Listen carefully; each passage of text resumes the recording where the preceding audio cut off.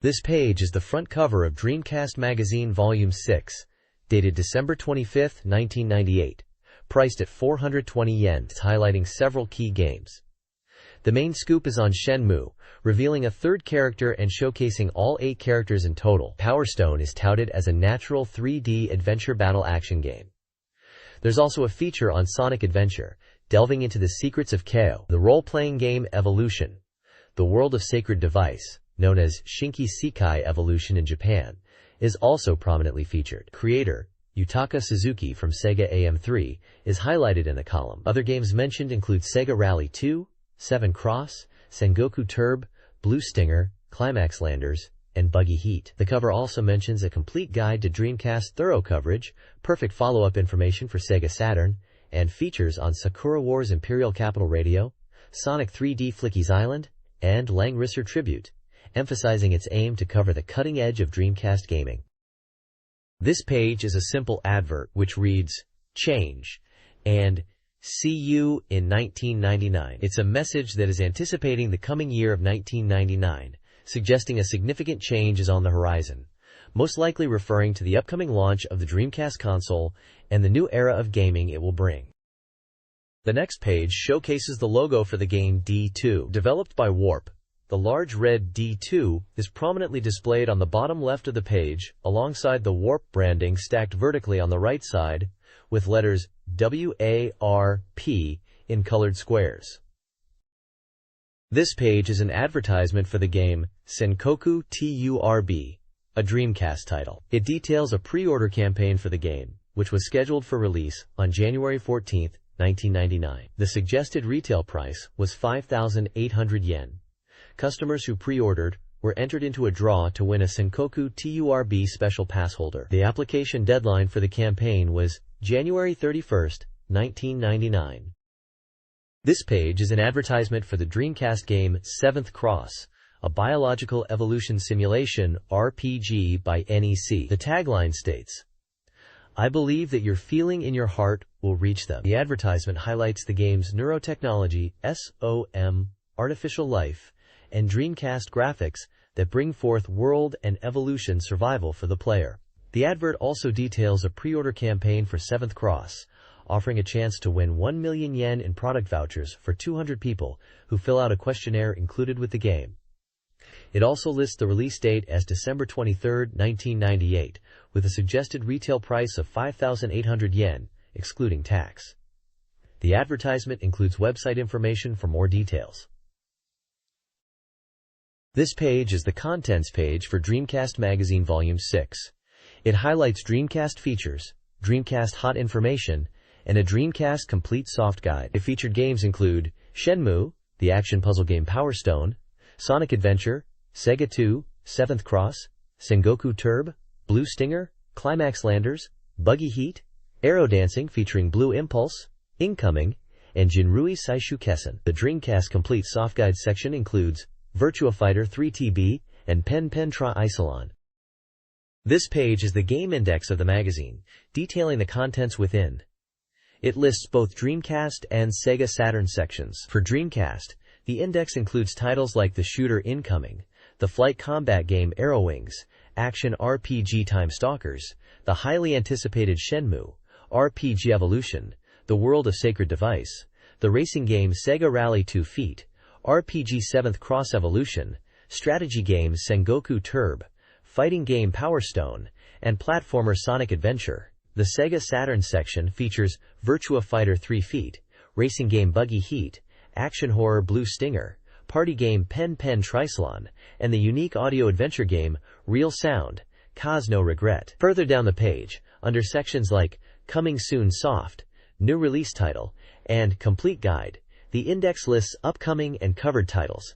These include Sakura Taisen Taigeki Graph, Sonic 3D Blast, Dating Sim Roommate W Futari, Strategy RPG Farland Saga, Toki no Daoyu, Yoshimoto Mahjong Club, RPG Yukyu Gensukyoku Ensemble 2 Feet, Dungeons & Dragons Collection, Adventure Game Noel 3 Feet, Capcom Generations, Mahjong Adventure Real Mahjong Adventure, Umi Summer Waltz, Idol Janshi Tsuchipai Mecha Gintaiban, Wizardry Logamin Saga, platformer Silhouette Mirage, and visual novel Ruriro no Yuki. The page also points to regular magazine sections covering creator profiles, Dreamcast and Saturn news, reader competitions, software reviews, cheat codes, and various columns and features. This page details an event celebrating the 10th anniversary of the Tokyo Dome, where Sega Dreamcast will be showcased with the game Professional Baseball Team o Tsukuru DC version. Let's make a pro baseball team. DC version. This event, called Professional Baseball Dream Market in Tokyo Dome, will feature a playable DC version of Let's Make a Pro Baseball Team. Attendees can play the game, interact with virtual players, and experience the amusement zone, which includes a home run derby version. Also present is Sonic Adventure in playable form. The event will also feature video exhibitions and advanced looks at the Dreamcast Let's Make a Pro Baseball Team. The event will be held on December 19th and 20th from 10 a.m. to 6 p.m. Admission is 900 yen in advance, or 1,000 yen on the day, with free entry for children under 10 years old. The page also mentions a Dynamite Baseball Naomi vs. mode, where up to 8 players can compete on 4 cabinets. The advertisement states that real baseball players might even be playing the game as themselves at the event. Attendees who achieve a certain score in the Let's Make a Pro Baseball Team Home Run Derby version will receive a special edition Let's Make a Pro Baseball Team megaphone as a prize. A map to the Tokyo Dome event is also included. This page highlights several events and news items. Firstly, there's a To the North Xmas Love Vision event, where love messages are displayed on large screens in Tokyo and Sapporo. Secondly, the Sakura Wars 2 and Cherry Blossom Bouquet series have won package awards at Animation Kobe. Moving to events, there's a Pentadrive Ice Slalom 4-player battle game tournament taking place in various locations across Japan, proving popular in stores. Finally, Namco is hosting a CG design festival called Content Creation plus Nicograph in Chiba. This event showcases CG technology, featuring booths from companies like Digital Media Lab and TAKRA. At the Namco booth, attendees can experience a demo of Tekken 3 Inches and watch a movie of Soul Calibur. The event also features CG software demonstrations, like 3D Studio Max and D2, and even a secret movie of Final Fantasy V 2i at the TAKRA booth. There's also a Dreamcast booth where CG demos using a DC viewer are shown, including facial animations of Laura controlled using a Dreamcast controller.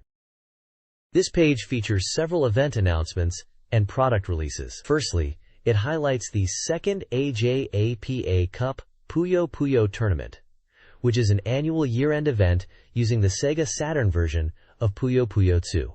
There is also an announcement for the Akemi Takada Solo Exhibition Angels, celebrating the 20th anniversary of Studio Pierrot, showcasing the works of the character designer.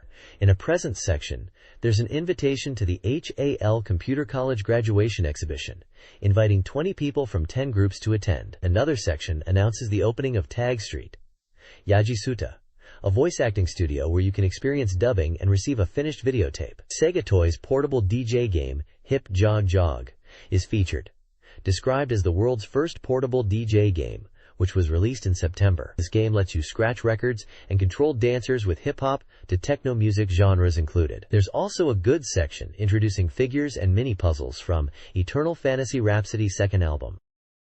This page highlights several news items and releases. First up, there's a promotional event called the Gamers Tour, starting on December 19th, culminating in a grand finale at Sunshine in Ikebukuro on January 17th. This tour is focused on anime and game character goods at gamers stores across Japan. In gaming news, Sega is bringing Sonic R and Enemy Zero, along with other games from overseas, to the PC platform with enhanced features. Sonic R for PC, released on December 11th, features the Grand Prix mode and hidden courses, and supports up to 4-player split-screen gameplay. Enemy Zero, already available since November 27th, emphasizes its immersive sound design with directional audio and enemy screams.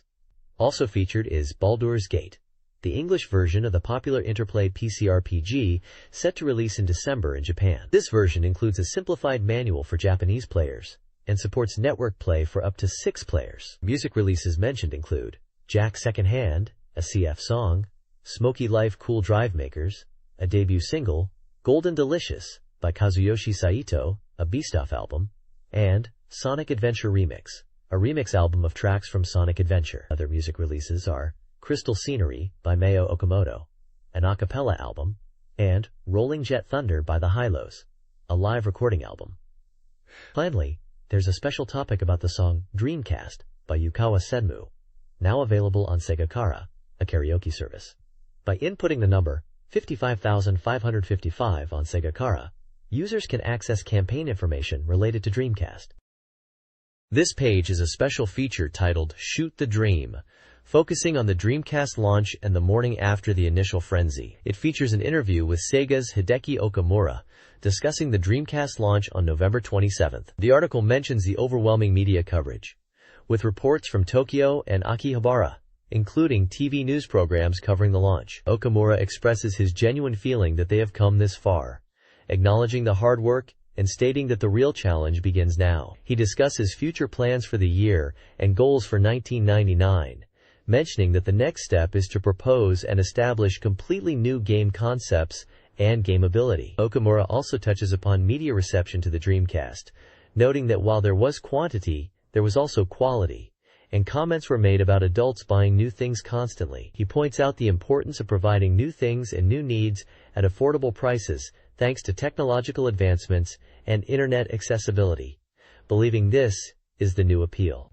He also recalls the Sega Saturn era 4 years prior, reflecting on the differences and expectations compared to the Dreamcast launch. This page is an article titled Dreamcast Frontline Pursuit, End is Not Allowed, which discusses the Dreamcast launch and initial sales in Japan. It highlights the overwhelming demand on launch day, with stores selling out quickly and long queues forming. The article notes that while 150,000 units were shipped on the first day, approximately 30% were sold, indicating a substantial stock shortage. It mentions that Sega aims to ship 500,000 units by Golden Week, early May, and 1 million units within the year. The article also touches upon the Dreamcast's online capabilities, stating that it is the first home console with built-in communication features, and that Sega wants to showcase new game experiences through online play. Games mentioned include Virtua Fighter 3 TB and brand new titles like Shenmue and Sonic Adventure, which are being planned as key titles to reach the million-unit sales goal. The NAOMI board is also mentioned as having superior performance to the Sega Saturn's STV board, suggesting a focus on high-quality arcade ports and new innovative games. The article emphasizes Sega's commitment to providing new gaming experiences and leveraging the Dreamcast's unique features. Finding a Dreamcast in Japan after its November 27th launch is challenging due to widespread sellouts. Frequent store visits are recommended. TV game chains advise calling ahead for daily stock updates at fixed retail prices. Mass retailers may have sudden stock arrivals, sometimes with tickets and purchase time limits, but point cards and discounts are usually available. Convenience store pre-orders at Lawson are closed with uncertain future availability. Department and supermarkets report low stock and full reservations, suggesting checking after opening hours. General toy stores might restock, especially on weekends. Sega is running several Dreamcast owner campaigns. The Dreamcast Present campaign encourages participation in general campaigns. The Handkerchief Drop campaign offers lottery prizes for Dream Passport registrants. Dream Point Bank allows users to collect points from software for goods upon registration. The 1 to 3 campaign offers an alarm clock for purchasing 3 specific software titles. Dreamcast Partners provides a GDROM with game information and partner benefits for a 5,000 yen annual fee, with 10,000 members already joined by December 2nd. This Dreamcast owner survey revealed that of the respondents, 53 owned a Dreamcast, with a further 34 wanting one. Virtua Fighter 3 TB was the most popular game purchased alongside the console, 47 people, and also rated as the most interesting software, 40 votes. Visual memory units and arcade sticks were also popular accompanying purchases. Satisfaction levels were notably high, averaging 9.113 out of 10, with 23 respondents giving a perfect score. Dream Passport registration was split evenly, and among users, email was the most utilized function. Other software mentioned included Dream Passport, Godzilla, and Pen Tri-Isolon. Accessories purchased included controllers, keyboards, and terminal cables, although in lower numbers than games and VMUs. This page is about the Dreamcast's internet capabilities. highlighting how you can enjoy online features even without game software. It explains how to connect to the internet using the Dream Passport disc, emphasizing accessing official manufacturer homepages for game information. These websites offer a wealth of data, including content not found in magazines, and developer insights through staff diaries and message boards. The page spotlights Capcom, Chunsoft, and Tecmo's official homepages as examples, encouraging Dreamcast owners to explore them for information on games like Power Stone, which is featured with a weekly Power Stone Volume 1 image. It also mentions the ability to send emails and use search engines on the Dreamcast. The page promotes the Dreamcast as more than just a game console, but also an internet-connected device. This page is about getting special scoop information on the Dreamcast, highlighting it as an internet machine. It guides users on how to search for information online using the Dreamcast web browser. It gives examples of keywords to search, such as Virtua Striker, Virtualon, Sakura Wars, and Mega Drive, and shows how many hits each gets on Yahoo and InfoSeek search engines. The page also explains the difference between official and unofficial websites, recommending the official Dreamcast Station website run by Sega. It mentions that fan-made, unofficial pages can be very interesting and unique. There are tips for using the Dreamcast browser, such as being mindful of full-width and half-width characters when entering addresses and registering frequently used words to frogkeys for easier input in forums and emails. It also explains how to check your ID and password, and the role of the controller buttons for actions like Japanese/English switching and text deletion. The page promotes user-created, unofficial homepages, highlighting websites with passionate fan-made game strategy guides and forums for fan communication, suggesting players can find deep and engaging content there. It encourages readers to explore these fan sites and find interesting Dreamcast homepages. Finally, it includes a special section encouraging readers to send emails to the Dreamcast Magazine editorial department.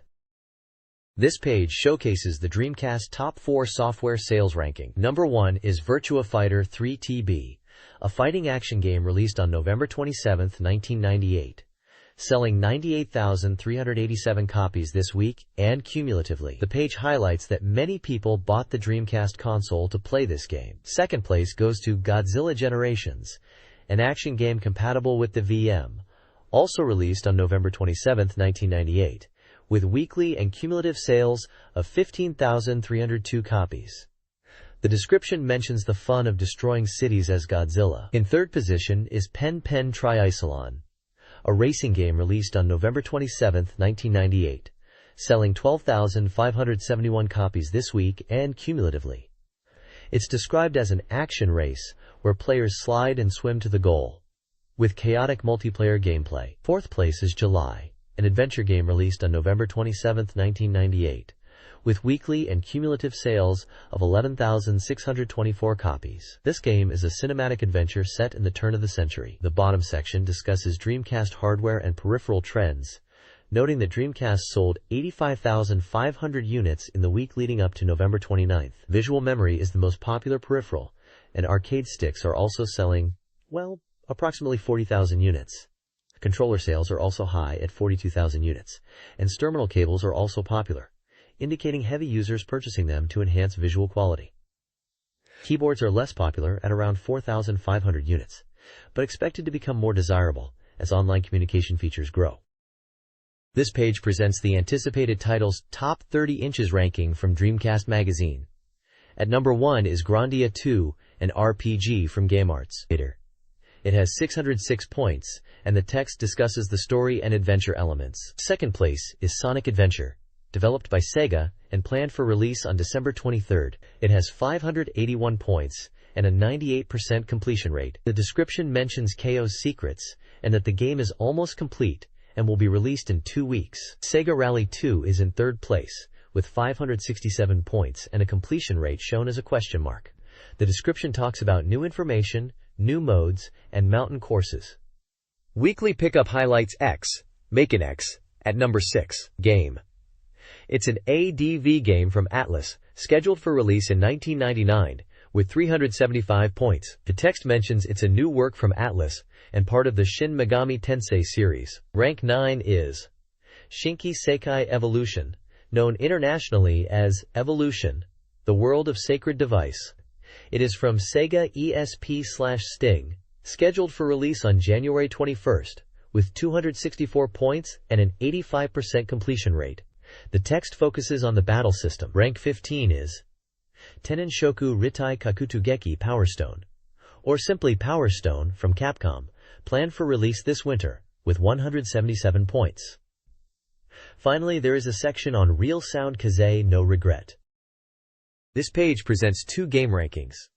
The first is a Top 20 Transplant Hope software ranking, which is a reader poll of games they'd like to see ported to the Dreamcast. Topping this chart is the Sakura Wars series, followed by Nights into Dreams, Virtua Striker 2 Verenia 98, and Rent a Hero. Other games in the top 20 include Final Fantasy series, Shin Megami Tensei series, Spike Out, Super Robot Wars series, Black Matrix, Daytona USA 2, Battle on the Edge, Dragon Quest series, JoJo's Bizarre Adventure, Tech Romancer, Soul Calibur, Shining Force series, Metal Gear Solid, Street Fighter Alpha 3, Lunar series, Fighting Vipers 2, and Burning Rangers. There are screenshots for Rent a Hero and Fighting Vipers 2 illustrating these games.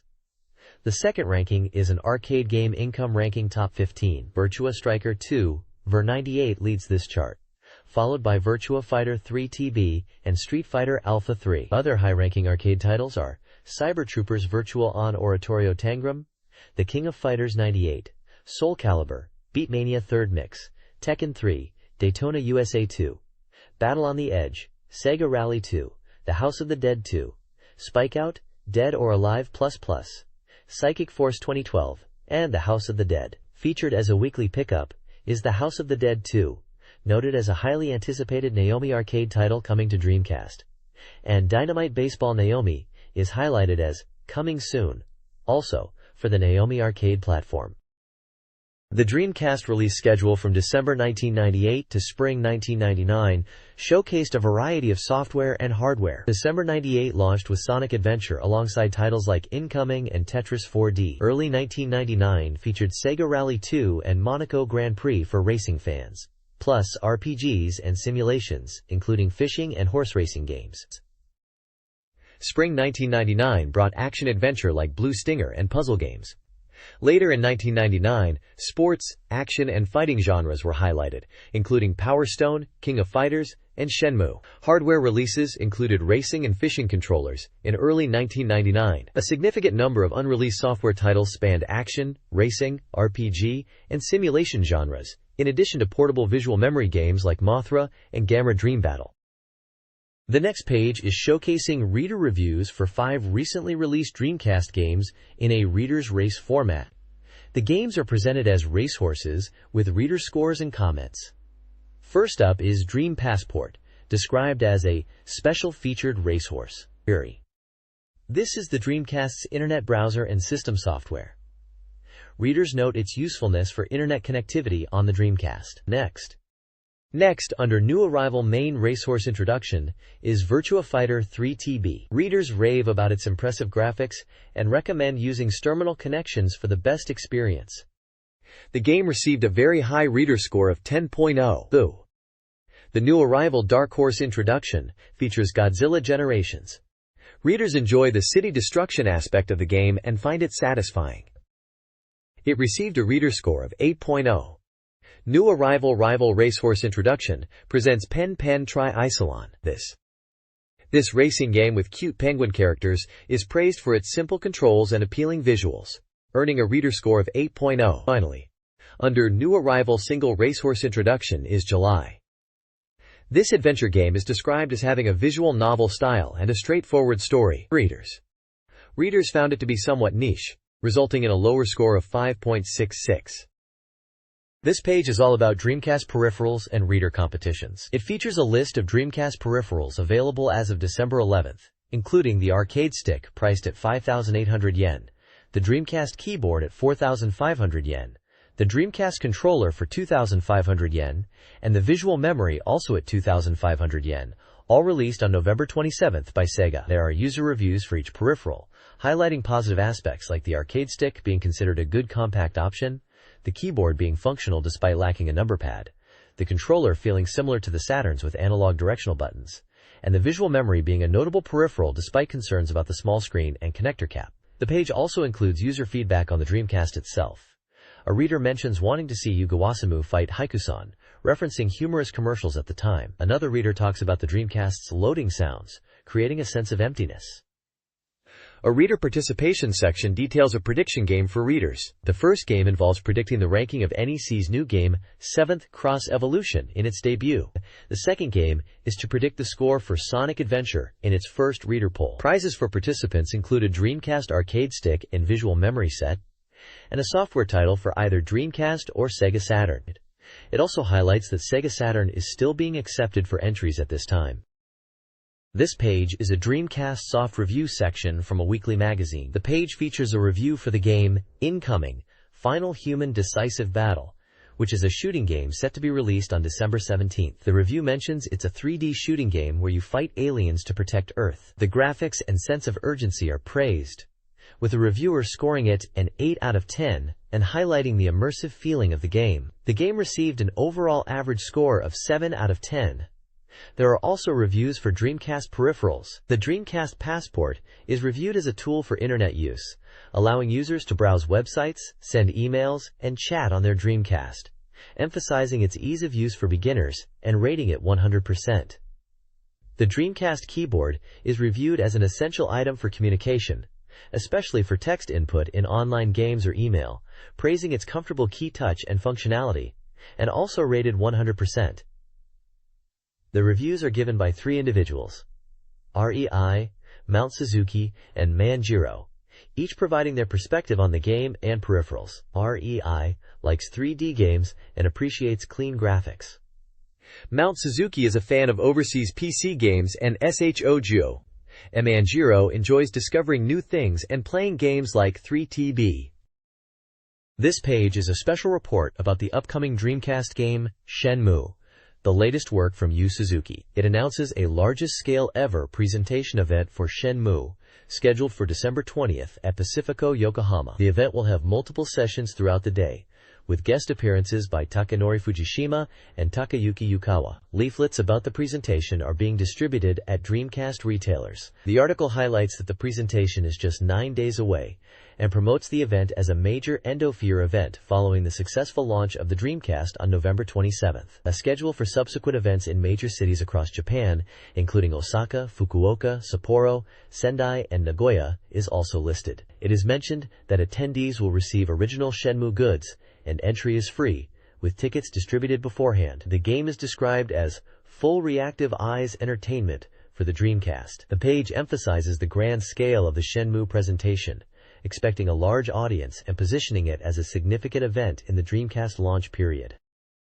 This page is a preview for the upcoming Shenmue game, referred to as the latest work by Yu Suzuki. The main focus is on a new female character, whose name is revealed to be, quote, Chaojun. However, the reading of the name and further details are still unannounced at this time.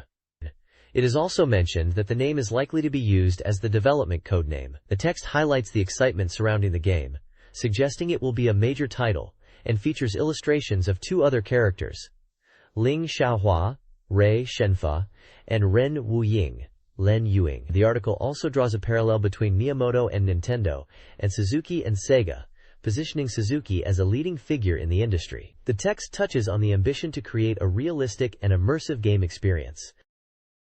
This page announces that there are only 9 days left until a presentation on December 20th, teasing an unprecedented event for Shenmue. It highlights special guests Hiroshi Fujioka and Yukawa Senmu, a Sega executive. Nationwide events for Shenmue are also being launched in various cities like Osaka, Fukuoka, Sapporo, Sendai, and Nagoya on specific dates in January 1999. The page mentions the appearance of a 3rd character on station posters and discusses the game's detailed graphics, even in minor objects like antennas, showcasing the level of care put into its creation. The next issue is teased to contain representational information for the upcoming event. This page previews the Capcom game Power Stone, a free-for-all natural color 3D adventure action title that is 50% complete at this stage of development. The game is being developed for the NAOMI arcade system and is also anticipated for Dreamcast. A location test for the NAOMI version has been conducted in Osaka. The article highlights the diverse stage settings, including locations like London, Baghdad, and a Japanese Edo-style stage called Oedo. The game's story is set in the early 19th century and involves a treasure hunt with characters inspired by Sherlock Holmes, ninjas, and other archetypes. Power Stone is described as a Capcom fighting action game, scheduled for release in winter, compatible with the VM, supporting 12 players, and suitable for all ages. The arcade version is planned for release ahead of the home console version. The article expresses excitement for the Dreamcast version and notes that location tests for the arcade version have been successful, generating positive feedback and high expectations.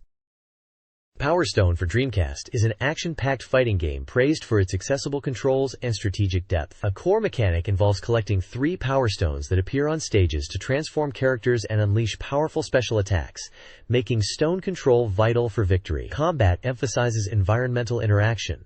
Players can pick up and throw objects, P+K, and use stage elements as weapons. Traditional guarding is replaced by a Kawashi evasion system, focusing on dodging and movement. Stages are diverse and interactive, including a Chinese town, Tonan, a shopping center, Manche, a western saloon, Mardad, a mine, Dornbolta, a western town, Dalshtown, and a Japanese stage, Rikuo.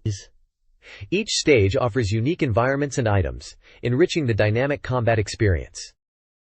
This page is about the Dreamcast game Power Stone characters, introducing some of the fighters in the game. The page highlights Edward Fokker from England, described as a standard strong fighter and a main character type. He is from London, from the prestigious Fokker family, and is described as a hockey enthusiast who travels the world searching for the Power Stone. He fights using boxing, incorporating sharpness and explosive power. His transformation involves a jetpack, changing him into a missile-firing fighter. The second character introduced is Ayame, a traveling performer from Japan. She is portrayed as a ninja-like character with quick and sharp attacks. She is described as a bright and lively flower-shaped star, but in reality, she is from a ninja family and is skilled in acrobatics. She uses weapons like throwing blades and fights by confusing the opponent. Her transformation involves a giant shuriken and pink ninja attire. The page includes character profiles with age, height, weight, and origin details for both Edward and Ayame, as well as screenshots showing gameplay and their transformed states. The text emphasizes the unique fighting styles and transformations of each character in the game. This page introduces 2 characters from the Dreamcast game Power Stone. The first character is Wang Tang, a 19-year-old fighter from China. He is described as aiming to be the strongest fighter with graceful and flowing movements. His fighting style is quick and nimble, focusing on continuous attacks and flashy moves like wall rebounds. When transformed, his Kita Blast becomes incredibly fast and powerful. The second character is Gunrock, a 38-year-old power fighter from Dawn Volta Mine. He is a large and powerful character whose strength is emphasized. While his size makes him slow, his attacks are incredibly destructive. His special rolling move, after transformation, is noted to inflict significant psychological damage on opponents. The page includes in-game screenshots of both Wang Tang and Gunrock in action. This page is a preview of the Dreamcast game Power Stone, showcasing 2 playable characters, Jack and Garuda. Jack is introduced as Cutting with Pleasure, the Mad Criminal. His profile states his age and gender are unknown. He is 190 centimeters tall, weighs 61 kilograms, and is from Manchester, England. The text describes him as a unique character among the 8 playable fighters, capable of hovering in the air after jumping and utilizing long-reach attacks. His transformed state doesn't drastically change his appearance, but extends his reach significantly. Garuda is introduced as Living in the West, the Lone Warrior. His profile states he is 28 years old, male, 190 centimeters tall, weighs 98 kilograms, and is from Dalton, America. He is described as a powerful character focused on throws, and his special move is a powerful throwing technique. In his transformed state, he becomes a totem pole-like wooden doll, gaining even more power. Screenshots show gameplay featuring both characters, highlighting their attacks and transformations within the game environment. The text also mentions that Garuda can utilize pillars in the stages for attacks. This page introduces 2 characters from the fighting game Power Stone. The first character is Rouge, a 23-year-old female fortune teller and dancer from Arab Madat town. She seeks the Power Stone, using fortune-telling, dance, and fire manipulation in combat. In-game screenshots show her regular and transformed states, where she is engulfed in flames and uses fire attacks. The character description highlights her quick attacks and unique fire abilities, even mentioning fire breath. The second character is Ryoma, a 19-year-old male samurai from Japan, set in the late Edo period. He's journeying across the world in a rowboat to see it for himself, seemingly unconcerned with power stones. He uses a sword for attacks with good reach and power. Screenshots showcase Ryoma in his armored transformation, where he becomes a silver knight with a hidden weapon in his sword scabbard, increasing his attack range and making him a strong swordsman, though his sword attacks are a bit slower than punches. This page is a Dreamcast special feature about the game Real Sound, Kaze no Regret. It highlights that Real Sound Wins Regret, which was previously on Saturn, is now coming to the Dreamcast. The article emphasizes that this game focuses on sound, and how the Dreamcast's higher specs will enhance this core element. The article explains, Real Sound is a game series where you play only using sound, without visuals, focusing on audio. Wins Regret is the first in the series, and was released on Saturn in July 1997. It gained attention for being playable with just audio, and was highly praised. The article mentions that the theme is Organ of Fog, and hints at new elements for the Dreamcast version. The Saturn version of Wins Regret is described as having received good reviews and awards, including being nominated in various gaming magazines and winning a Japan Game of the Year '98 Sound Award. The article also mentions it won a Multimedia Grand Prix Game Award, which is presented to multimedia works beyond just games and judged by experts. The top right section lists details for the Dreamcast version. It's by Warp, releasing on February 25, 1999, for 4,800 yen. It's an interactive sound drama for one player. It comes on 2 discs, and the first edition will include a third experience disc. The image shows the game box and a photo from the Multimedia Grand Prix award ceremony. This page is a preview for the Dreamcast version of Real Sound, Kaze no Regret. It highlights that unlike previous versions, this one will include visuals, in addition to its core audio experience. The game is described as a heartwarming love story, centered around the protagonist Hiroshi, and memories of first love from 10 years prior, exploring themes of unfulfilled promises and lost loves. The page introduces the main characters. Hiroshi is the protagonist, voiced by Takashi Kashiwabara.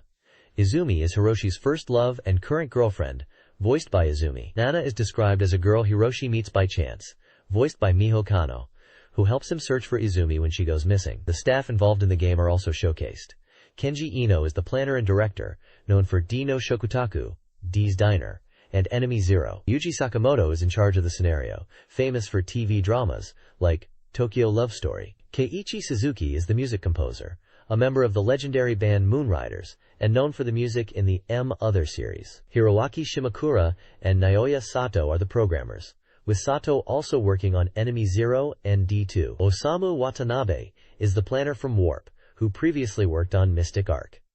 As a special bonus, the first edition of the game includes a D2 Shock trial disc. This trial version features opening movies, boss battles, and other content from D2, allowing players to experience the intensity of D2 ahead of its release. This page is a preview for Sonic Adventure, highlighting the Egg Carrier stage. It's described as a massive fortress that serves as Eggman's hold for building Eggland. The text questions whether Sonic and his friends can survive inside this dangerous area filled with Eggman's robots, and reach Eggman in the central control area. The page mentions the game is set to be released on December 23rd, priced at 5,800 yen, and is an action game compatible with the VM. The text expresses excitement for the game's release, stating that even just seeing Sonic running around in the store is impressive, and playing it will be even more amazing. It also mentions that next week's issue will reveal the future standards for gaming. There are screenshots showing Sonic and Tails on the Egg Carrier, and a close-up of Dr. Eggman. Amy Rose is also pictured, looking surprised. The bottom section shows the Egg Carrier transforming from flight mode to battle mode, emphasizing the dynamic and exciting gameplay. Sonic is quoted saying, "Wow! It looks even better up close. This is incredible." This page is focused on Sonic Adventure and the Egg Carrier stage. It highlights the Egg Carrier as a massive flying fortress over 1,000 meters long, described as Wings of Terror, filled with robots, leisure facilities, and Eggman's grand ambitions. The page reveals two action fields within the egg carrier.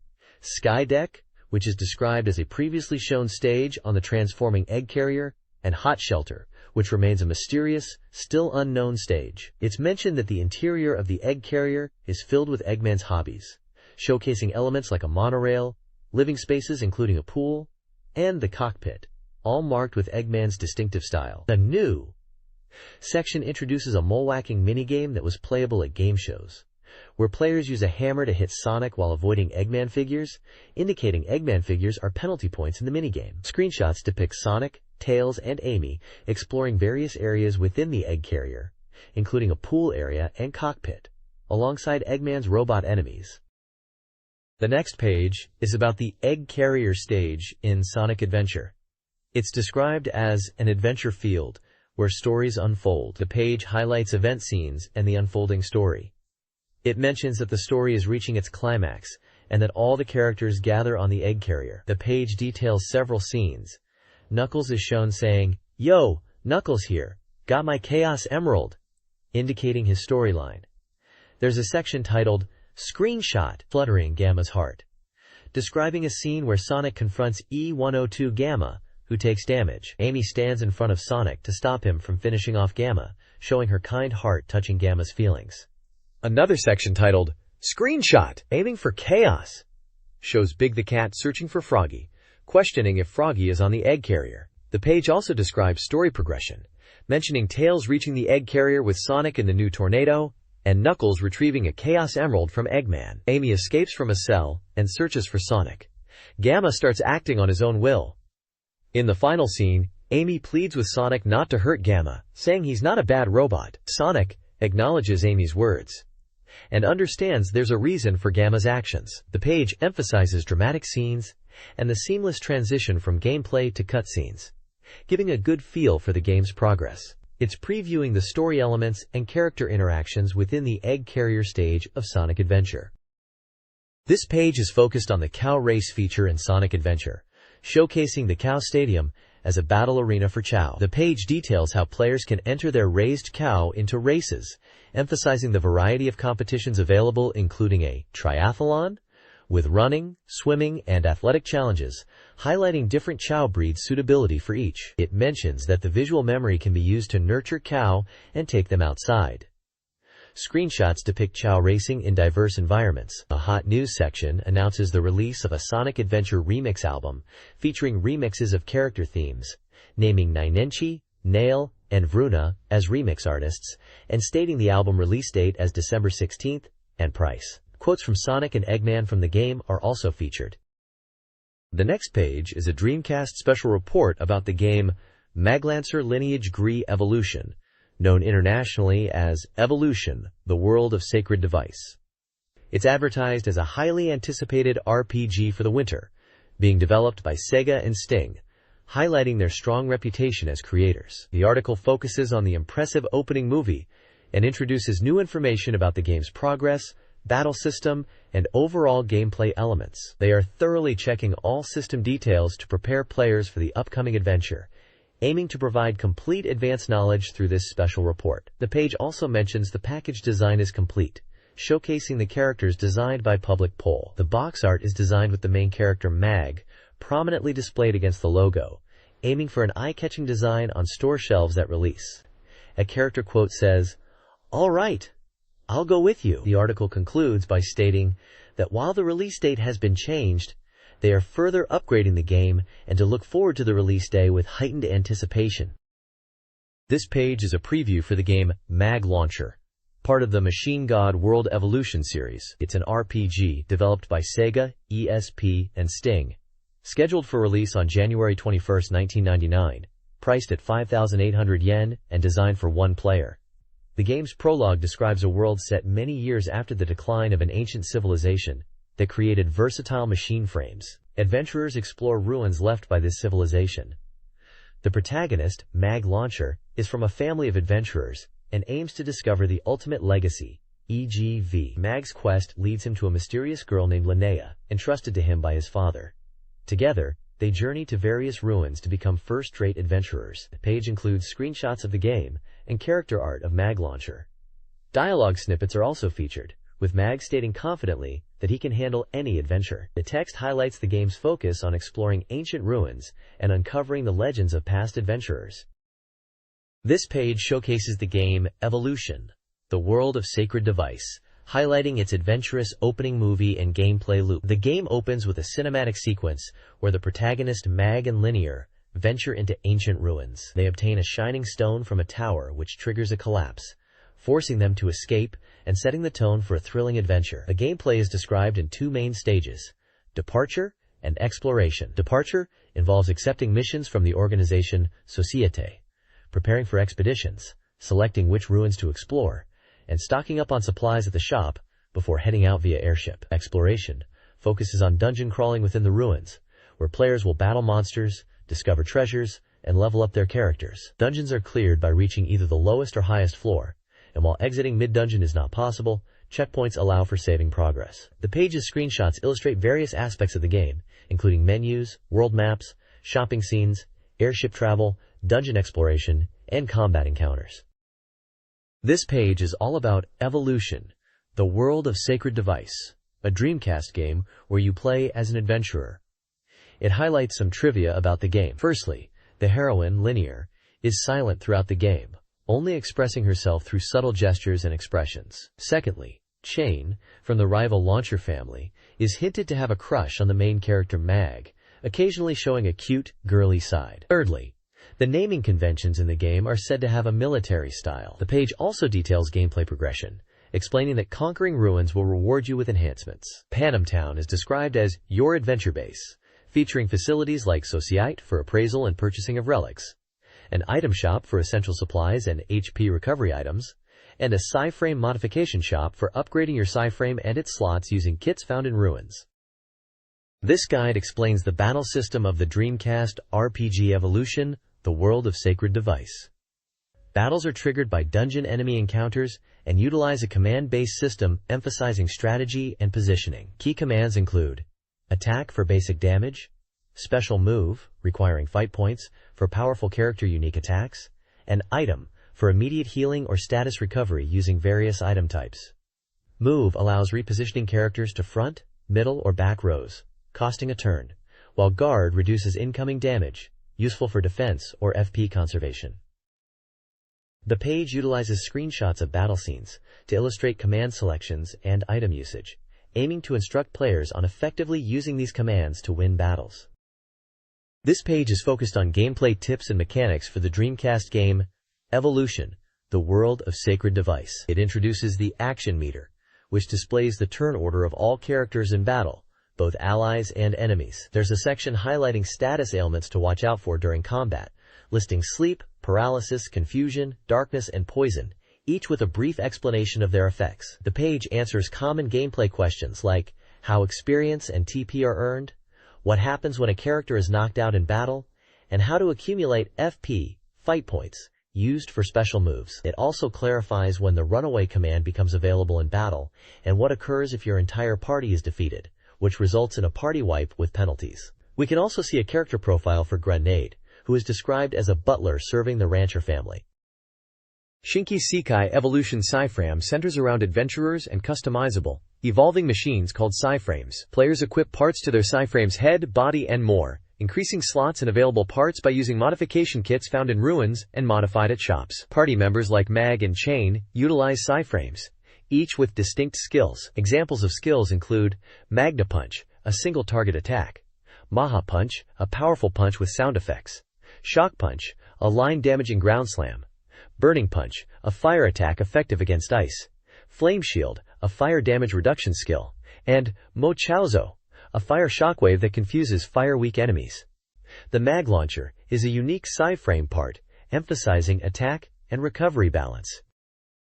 This page details Legacy of the Ancients SciFrame, from the game Evolution, the world of Sacred Device. It introduces the SciFrame system as a key gameplay element, explaining that SciFrames are ancient relics only usable by certain individuals and are not generally valued. The page highlights the evolution lexicon, covering topics like SciFrame and excavated items, explaining SciFrames are personal to individuals and come in blade and chain types, and that elemental attributes exist and can be shared between two characters. It also discusses legacy evolution, described as a legendary thing from an ancient civilization sought after by the main character Mag's family and the Eighth Empire. Lastly, it mentions excavated items are not just parts, stating that dungeons contain treasure chests with SciFrame parts, recovery items, and equipment. The page showcases various SciFrame techniques with screenshots including double blade, a basic technique of the flamingo SciFrame, dash attack, flamingo, chain gun, fire machete, fire shield, and fire saucer. A character Chain is described as a descendant of a family of gunsmiths, a tomboyish and stubborn 15-year-old. Shinki Sekai Evolution. Dungeon is a role-playing game featuring automatically generated dungeons that change with each playthrough, aiming to reach the deepest level. Clearing dungeons rewards players, but a portion is deducted from the protagonist Mag's earnings if he has loans. Companions like Chain increase expenses, emphasizing financial planning. The character Linear is highlighted for her support skills. Majime ni Tetudate heals all allies. Chikara no Omajinai buffs an ally's attack. Hayasa no Omajinai boosts speed, and Jiaozu no Omajinai enhances item effectiveness for herself. Genki wo Ageru sacrifices Linear's HP to heal an ally, and Inori no Neiro lures enemies forward with music. Screenshots showcase dungeon exploration with Mag, Linear, and Chain in tile-based environments and skill animations in battles. This page is showcasing a new event in an unnamed game, where players can explore ruins in 5 selectable areas. The featured characters are Pepperbox and Gree, and it delves into their new skills. Pepperbox, described as a female adventurer, is 24 years old and uses a Morales Soul SciFrame. She met Mag in Panacotta Town Societa. She has skills like Cheer Up, which is a support skill to recover a small amount of HP for one ally, and Don't Let Me Do It, a skill that seals enemy actions with a wooden box. Gree possesses skills such as Grenade, which attacks monsters and can cause various status changes, Explosion of Fighting Spirit, a powerful attack, and Ice Spirit. The page highlights that these two characters, Pepperbox and Gree, learn special skills and focus on support and utility, rather than just direct attacks. The game emphasizes strategic gameplay and enjoying the new skills they learn. This page is about the new mountain course in Sega Rally 2 for Dreamcast, focusing on the 2-player battle mode. The course, named Mountain SS1, is described as a high-speed course spanning 30.30 kilometers with 39 meters of undulation. It's highlighted as being primarily tarmac, with gravel sections, and designed for fast cornering. The page mentions that this new course is part of the Dreamcast version's original 10-year championship mode, and that split-screen 2-player battles are also a major feature. The article notes that this mountain course has a different feel from the arcade version, with more natural scenery. Screenshots show gameplay, speedometers reaching 191 km per hour and 176 km per hour, and in-game menus, emphasizing the graphical improvements and fast-paced racing action of Sega Rally 2 on the Dreamcast. The release date for Sega Rally 2 is stated as January 14, 1999, priced at 5,800 yen as a race game, with support for 2-player battles, communication battles, and racing controllers. This page reveals the new Mountain SS3 course for what is very likely Sega Rally Championship 2, a high-difficulty technical course building upon the style of SS1 but branching into the more challenging SS3 section. The course is described as narrow and mountainous, demanding technical driving. Screenshots showcase various gameplay perspectives, including cockpit view and chase cam, in both day and night conditions. The page also discusses Mountain SS2, which is explained to be the arcade version's mountain course, sitting in difficulty between SS1 and SS3. Further down, the page highlights the 2-player split-screen mode, a standard feature for racing games of the time, noting that the Dreamcast version of Rally 2 fully supports this, even mentioning settings like slower car boost from the Saturn version of Sega Rally Championship. Screenshots show split-screen gameplay and the replay feature, which allows for different camera angles after a race. This page is a preview of the Dreamcast game's 7th Cross Evolution. The page highlights the game's core concept, Evolution through battle. It describes the game as a simulation RPG, where players control a single life form born on a planet, forced to fight for survival against all other creatures. As players progress through battles, their creature will evolve and grow, aiming to reach the pinnacle of life. The preview showcases different areas within the game, building on a previous introduction. It specifically mentions the invertebrate and fish area and the crab-type creature invertebrate area, hinting at diverse environments and creatures players will encounter. Screenshots depict battles against various creatures in natural landscapes and underwater environments. One image shows a dramatically evolved creature, while another reveals a winged, angelic figure, prompting questions about the mysteries and evolutions players will discover. The text emphasizes the game's unique neuro-artificial life system and announces that 7th Cross Evolution is nearing release in about 2 weeks, promising further area introductions in this preview.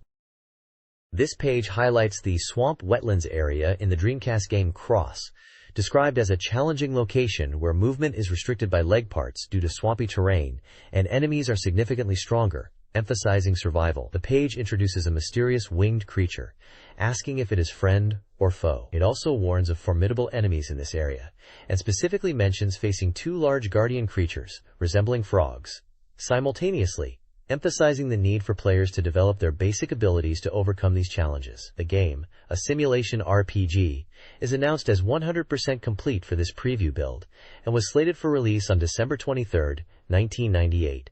Priced at 5,800 yen.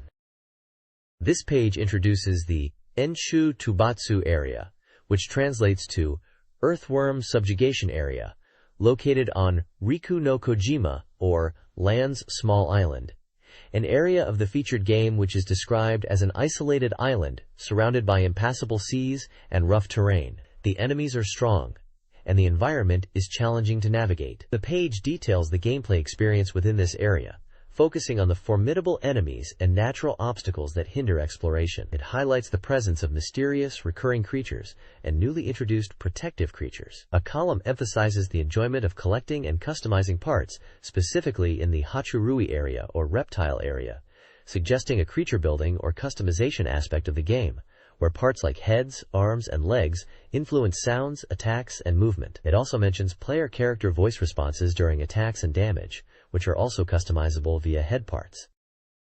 This page is a preview for the Dreamcast game 7th Cross Evolution. The text discusses the game's progression beyond the reptile area, hinting at an ongoing survival competition where players will encounter mysterious life forms and uncover the true purpose of evolution. The page features screenshots showcasing gameplay in various environments and a large image of a green, insectoid creature. The text in large green letters asks, "What awaits beyond this?" The bottom of the page says, "To be continued," and mentions that the next issue of the magazine will have a special feature on 7th Cross Evolution.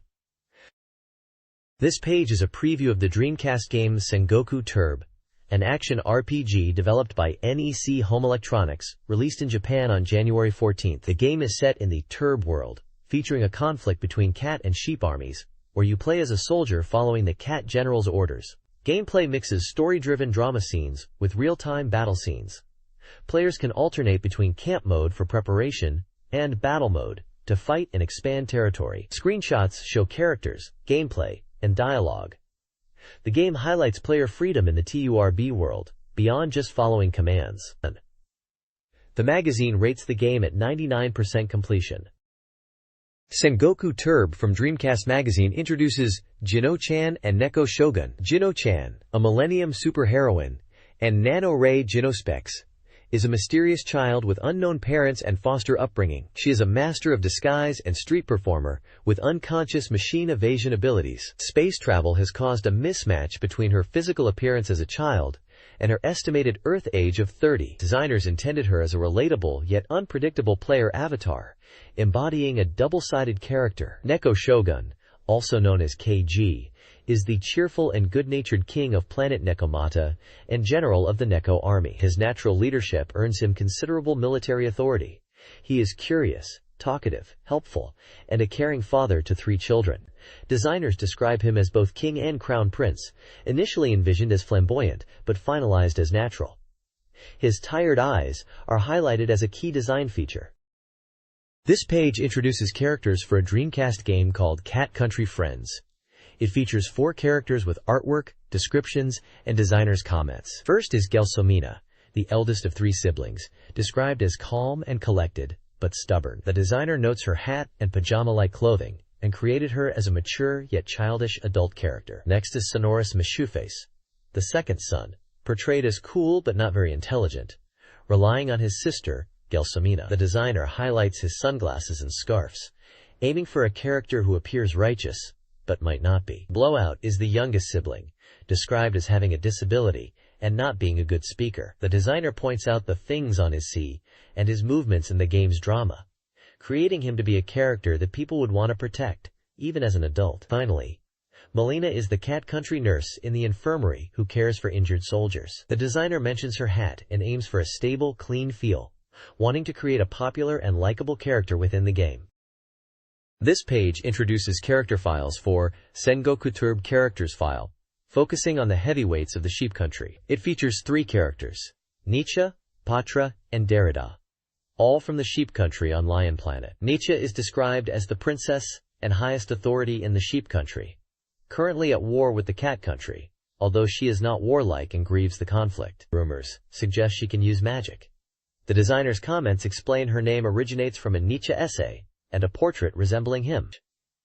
She is designed as a magic user who is knowledgeable, graceful, and holds secrets, contrasting with Derrida. Patra is an attendant to the sheep country princess, dedicated to soothing and cheering her up day and night. She has a strong, unwavering commitment to fashion, even in dire situations, and is described as 184 centimeters tall and weighing 40 kilograms.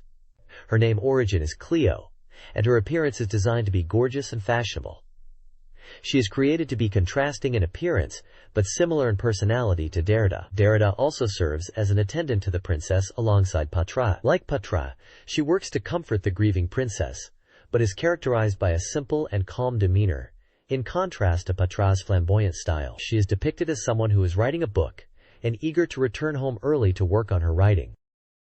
This page introduces character profiles for a game, featuring 3 characters: Dr. Nanoray, Dr. Hitsuji, and Bonbo, the mysterious artist. Dr. Nanoray is described as an adventurer who acts like a doctor, but isn't one. He's knowledgeable, but often bullied and injured, sometimes losing his memory and consciousness due to traversing various dream worlds. The designer's comment mentions his name and appearance are inspired by nanoray specs. Dr. Hitsuji is a dreaming scientist of the sheep species, introverted, and using a doll to express his true feelings. He is researching ancient relics from the Yoidon star in his lab. The designer's comment states his name is derived from Masutani Masao Dai, and his appearance is based on the mood of Masao Dai Sensei, which is another name for the character's creator. Bonbo, the mysterious artist, is unclear but seems to appear from the prologue of the game. He is seen interacting with Jo-chan and praising Teru Bozu dolls, before angrily throwing away his baton, suggesting a lonely and artistic temperament. The designer's comments indicate Bonbo's name is a secret, his appearance is a portrait likeness, and the character was created because Bonbo-san likes it, with a first public reveal of the character who apparently appeared in a previous magazine issue. This page introduces 3 formidable enemy characters who appear in the shoot-'em-up game, Senko no Rande, also known internationally as Wartech, Senko no Rande. The characters are Dappa, Alice B, and Gertrude. Dappa is described as an enemy that appears in the title demo and stages. The designer's comment mentions the character's name was chosen for its pleasant sound and rhythm, making it easy to remember. Visually, the character's design is focused on the day mark. Alice B is another enemy character, with the designer noting her dance-like movements in the game and attack style. Her name is derived from Alice Beat class, although the designer states it is not deeply connected to the character itself. Alice B attacks with shockwaves and elbow strikes, displaying unique and rhythmic movements. Gertrude is presented as a sheep army commander and an enemy, like Alice B. The designer's notes mention her name being inspired by a patroness, like Gertrude Stein. Gertrude is characterized by the swords that constantly fly around her, which she uses to attack, launching them at opponents. The designer highlights the danger of approaching Gertrude, emphasizing her close-range combat prowess with her swords. Blue Stinger is a Dreamcast game previewed as a single-player non-stop adventure, set for a March release, delayed to enhance its scale and detail. The game begins with an incident at Dynasite, escalating into a larger disaster. Players control Elliot, an ESER member on vacation, who teams up with security guard Janine and ship captain Dogs. They face mysterious creatures called Nephilim, while trying to escape Dynasite and uncover the truth. A walkthrough section details gameplay in Labtown, outlining steps like entering Halo Market for a stamp rally, finding medicine for the store manager Devlin, navigating fire shutters, and obtaining a safe key to acquire Dachshund. This walkthrough highlights the adventure and puzzle-solving aspects of Blue Stinger's gameplay. Headhunter's initial mission in Labtown tasks protagonist Elliot and his partner with reaching Rat's Bar for crucial items. Their path is blocked by a security wall, requiring a detour through Hello Market's cold storage. Janie reveals market manager Debrin holds the key. Gameplay screenshots show Labtown infiltration by bus and encounters with Dino Soldier enemies. The world features automated shopping via vending machines. Players, starting as refugees, earn money by defeating Mandino sites, remnants of humanity who drop coins, creating a combat-linked economy. Entering Hello Market requires an access card, found near a corpse, highlighting the island's hidden aspects and non-linear exploration. The preview sets up a mission involving exploration of Labtown and Hello Market, encountering enemies, and navigating unique game mechanics for progression. This page is showcasing a preview of the game scenario called Hazard Zone Halloween Market, which is a dangerous and monster-filled location within what is likely to be Biohazard 2, known internationally as Resident Evil 2. The scenario focuses on rescuing the store manager Devlin from a critical condition within a 60-minute time limit. The Halloween Market, despite being a general store with various sections including an adult-only area, has become a hazardous zone. The protagonist, Elliot, needs to find a cure in the pharmacy section while searching for Roland, who holds a key. There's also a stamp rally side objective, where players can collect stamps from 4 locations in the store to get special bargains on the second floor. These stamp booths are placed in tricky-to-find spots, requiring thorough exploration. The page describes the enemies as dino sites, mutated creatures that were originally humans or animals transformed by a mysterious substance. They are described as aggressive and stronger than animals. Finally, the page introduces the ESESR, which is the special rescue team Elliot belongs to. The team members are ranked based on ability, ranging from B to S rank. Elliot holds the lowest rank, B, while other members like Johnny are AA rank and formerly S rank. The page highlights the rank system as a marker of skill and experience within the rescue team. This page focuses on the Dreamcast game Blue Stinger, highlighting gameplay elements and in-game details. The main headline teases a journey to a cold storage area requiring numerous steps. One section discusses puzzle-solving mechanics, specifically how to overcome obstacles by moving boxes to reach high panels and operate mechanisms, emphasizing the need to use 2 boxes of different sizes in combination. Another part details reaching a special event venue on the second floor. It mentions that players need to complete a stamp rally to use the elevator and get to the special venue, suggesting a quest-like progression. The page also reveals an event where players can obtain the key to the cold storage by interacting with the store manager after finding a Dokishin item earlier, illustrating how items and character interactions drive the gameplay. Finally, it spotlights Hassie, described as a world-famous drink within the Blue Stinger universe, mentioning its ubiquitous presence in the game world, including in-game advertisements like posters and even Santa Claus holding the drink in Christmas illuminations. The page emphasizes the widespread nature of Hassie's advertising within the game. This page announces the upcoming Dreamcast launch and focuses on a promotional event involving a mascot character called Yogurt. The article describes an incident that occurred on November 27, 1998 at SoftBank headquarters at 5:10 p.m. A giant yogurt mascot, seemingly connected to the Dreamcast launch hype, arrived at the SoftBank reception. The staff were confused by its appearance, questioning if it was allowed to enter. The page then introduces the game Climax Landers, advertised as a Sega RPG, scheduled for release on February 25, 1999, priced at 5,800 yen and VM compatible. The mascot's arrival at SoftBank on the same day as editorial work is highlighted in the text, suggesting a promotional tie-in for the game. A maker's comment section features a message from the developers introducing the yogurt mascot, describing it as a 2-meter-tall figure. The comment expresses hope for future developments and promotion activities related to yogurt and the game. The page ends by hinting at further game-related news.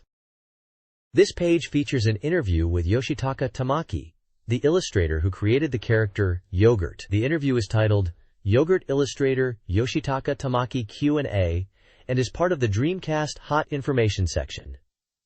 Tamaki explains that Yogurt was initially created as temporary placeholder face data when they were making characters for Shining Force. He mentions that Yogurt was described as sleepy-eyed, but he doesn't think it's specifically based on any particular animal. The page shows images of a person in a Yogurt costume wearing a Climax-branded VR headset. There are also photos of the Yogurt mascot in the DC Magazine editorial department at 5:45 p.m. and 6:03 p.m., showing Yogurt opening doors and seemingly making phone calls. Test. The text humorously notes, Yogurt is quite large and seems to be doing various things within the editorial department. The interview hints that Yogurt's story extends beyond just the Dreamcast and will involve Climax Landers, suggesting further details are on the next page. The page also features the Saramand Task Force logo with a dragon and the Japanese word, President. This page is all about the minigames you can download in the Monster House area of Time Stalkers, originally known as Climax Landers. It highlights a new feature where you can download dedicated minigames directly to your visual memory unit, the VMU. The first of these VMU games is called What Yogurt? And it seems to task you with observing the bizarre ecology of a creature called Yogurt. You collect tokens in Time Stalkers, which are then used within these VMU minigames. The page also introduces Dr. Anna, who manages the Monster House. This page is about the Dreamcast game Ute Saito's Nono Boy, originally titled Nani no Yogurt in Japanese. It describes the game as unpredictable and charming, focusing on the daily life of a yogurt character. The gameplay revolves around observing the yogurt and its actions, which are often nonsensical. Actions decrease a spirit gauge, and the game ends when it reaches 0. However, a trust gauge can increase to make the yogurt more obedient. The page highlights various actions the yogurt can perform, like standing upside down, digging holes, drinking tea, and eating, emphasizing their unpredictable nature. It also mentions time-limited events linked to a calendar function, and seasonal actions. The yogurt's personality evolves based on how long the player interacts with it. There is an interview section featuring Naito Akira, described as a genius programmer, who expresses excitement for the game and its development on the Dreamcast's visual memory, considering the limitations a challenge. He mentions that even Sega staff were amazed by the game's quality on the visual memory, suggesting it pushes the boundaries of what's possible on the platform. This page showcases the game Buggy Heat, a racing title where players can learn driving techniques through a driver training function. The game is set to feature off-road racing with beautiful seascapes and ancient ruins as course themes. It's a 2-player game and was 40% complete at the time of this preview. The page introduces 3 drivers: David Terada from Japan, a mechanic; Caroline Rose from America, a high school student; and Shan Suihan from China, a chef. The article highlights that the in-game polygon models will resemble the character illustrations shown. Screenshots of the game in action are also included, demonstrating the buggy racing gameplay. This page introduces the Dreamcast game Virtuoso, likely a working title for a 4WD's RV racing game, possibly related to Four Wheel Thunder released internationally later. It highlights the exhilarating races with multiple cars, realistic terrain, and effects like dust and background details. The page describes the gameplay as dead heat races with full-speed action towards the goal. It showcases replay features for spectator viewpoints. The page also introduces one of the drivers, Paul LeBlanc, who is described as a high school student from France. The game emphasizes powerful 4WD machines, suitable for varied terrain, though noting potential slight disadvantages in cornering due to the high center of gravity, but excelling on slopes and rough roads due to its overwhelming power. This page introduces Aero Dancing featuring Blue Impulse, a game with 3 modes: Blue Impulse Mission, where you aim to lead the Blue Impulse aerobatic team; Free Flight for casual flying; and Sky Mission Attack. In Sky Mission Attack, players pilot a T-4 aircraft to pass through targets within time limits, with difficulty increasing across areas requiring skilled play. The game is described as an acro flight simulation, planned for February release, priced at 5,800 yen, and supporting up to 4 players. A developer comment highlights the appeal of formation flying, especially with T-4s, F-15s, and F-4s. Screenshots show gameplay HUD views. The game's development is stated to be 42% complete. This page is dedicated to the Dreamcast game, Sky Mission Attack. Focusing on the exhilarating aerial combat experience, the page highlights the game's mechanics, emphasizing the importance of speed control to lock onto targets. Screenshots illustrate the in-game HUD with targeting indicators and real-time distance to the target, adding a layer of realism. The article mentions a replay feature, allowing players to review their flights from various angles and speeds, useful for improving techniques and shortening mission times.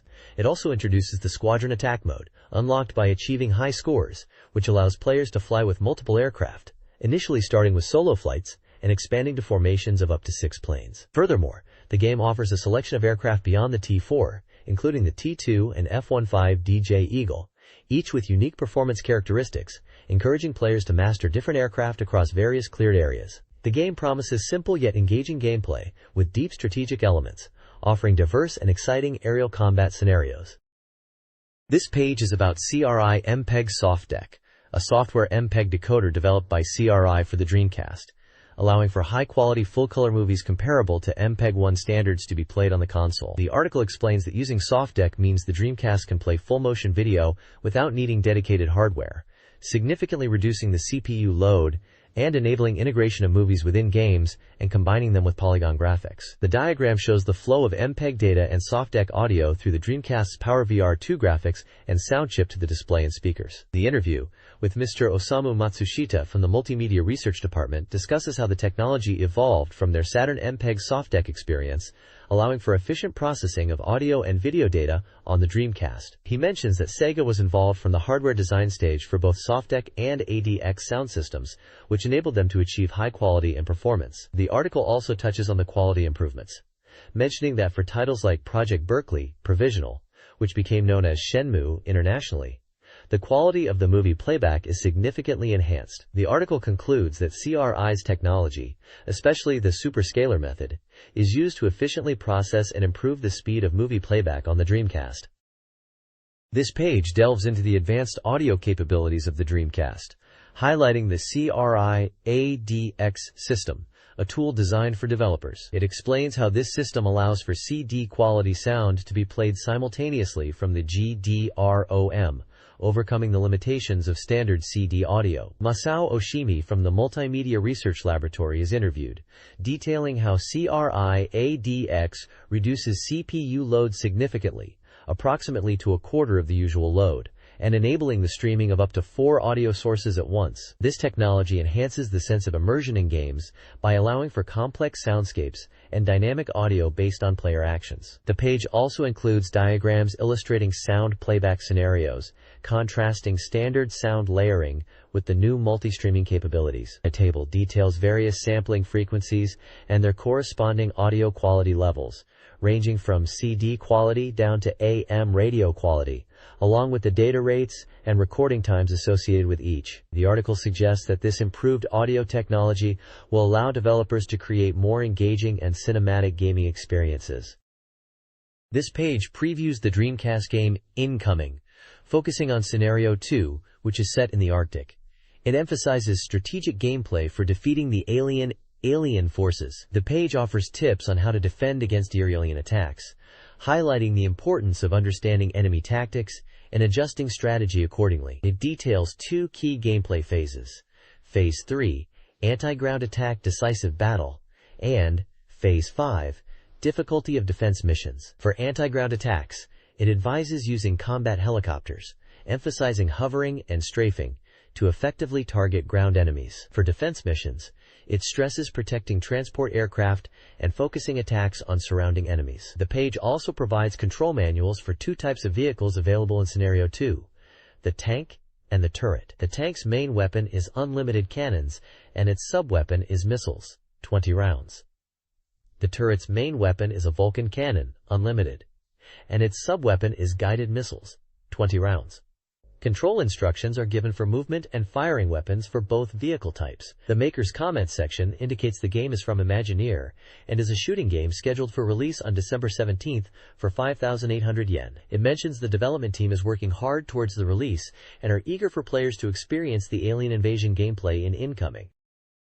This page is focused on gameplay strategy tips for phases 9 and 10 of a combat flight game, guiding players on how to overcome challenging missions. For phase 9, destroy AT cannons, the advice is to ignore the in-game markers initially and prioritize safe flight with the helicopter. It highlights attacking AT cannons with guided missiles from outside their range for safety. The page also advises utilizing shields effectively, particularly against shielded enemy facilities, emphasizing strategic timing for attacks. Phase 10, enemy mothership and base sweep, recommends using satellite attacks immediately at the start to quickly destroy the mothership. For base attacks, prioritize taking out shield generators first, followed by the facilities themselves. The guide stresses the efficiency of satellite attacks over standard weaponry for clearing this phase. The page also details control schemes and weapon types for 3 vehicles: the combat helicopter, combat aircraft, and enemy combat aircraft. The combat helicopter is described as using L and R buttons for vertical movement, and armed with a Vulcan cannon and guided missiles, useful for ground targets. The combat aircraft, requiring flight simulator-like control, is mentioned in the context of Phase 5 missions, and is armed with a Vulcan cannon and guided missiles. Finally, the enemy combat aircraft, while having similar controls, utilizes different weapons, like a shot and a powerful laser, demanding predictive aiming and highlighting the laser's effectiveness against large targets. This page is an advertisement for Christmas and Countdown in Joypolis, events being held at various JOYPOLIS locations across Japan. The advertisement highlights different events such as Countdown Special, Dream Live, Fortune Museum Christmas version, and an Advent Calendar lottery. It also mentions Cosmetic Service, Dreamcast Touch and Try Corner, Xmas Lover's Tree, Dream Snow, Dance Sake Service, and the sale of Sega's new hard Dreamcast Passport. These events are happening at Tokyo, Shinjuku, Yokohama, Kyoto, Okayama, and Fukuoka JOYPOLIS locations during the Christmas and New Year period. This page is the reader submission corner called Guru Powers. It features a section called Dream Plaza, where reader dreams and experiences are shared. One reader talks about how their teacher imitates the nyan nyan sound. Another mentions wanting to buy a Dreamcast, but their friend considers it outdated. Another talks about watching adult channels with family, and how Tokyo feels like a demon city. There is also a section called Managing Director, which features a caricature of a stern-looking man in text discussing people who are top class in Japan but seem commonplace, using an analogy of Ito Yokado and Issei Taylor to imply something appearing ordinary but actually being high class. The President section features another caricature and mentions a 22-year-old who has never had a girlfriend and jokingly suggests they are like Nostradamus' prophecy of people dying single. The page also includes a Uzumaki Siblings with Cat section, which introduces 3 characters: Uzumaki Sister, Uzumaki Brother, and Uzumaki Cat. Uzumaki Sister is described as mischievous, practical, and a mood maker. Uzumaki Brother is described as gentle, romantic, and easily influenced, also noted as being physically weak. Uzumaki Cat is described as a cool philosopher type who enjoys net games, and a corner is mentioned called Cat Whispering. The page also has small comic strip style illustrations related to some of the reader submissions. This page comprises reader submissions and comic strips across 3 sections. The Uzumaki section features reader comments, including a suggestion for selling visual memory units preloaded with custom ringtones, and a humorous prediction about losing visual memory caps in winter. Guru Comic showcases short strips from various prefectures. These comics touch upon idiot games and nostalgia, enthusiastic Dreamcast purchases, the happiness associated with Dreamcast, social gatherings, and praise for the normalcy of the character Elliot from Blue Stinger. The Illustration Garden section displays fan art inspired by Kishin Sekai Evolution and Senku Turb. Artworks include a character with weapons, anime-style figures possibly referencing Hokuto no Ken, Geist Force art, and a charming marionette illustration named Charlie.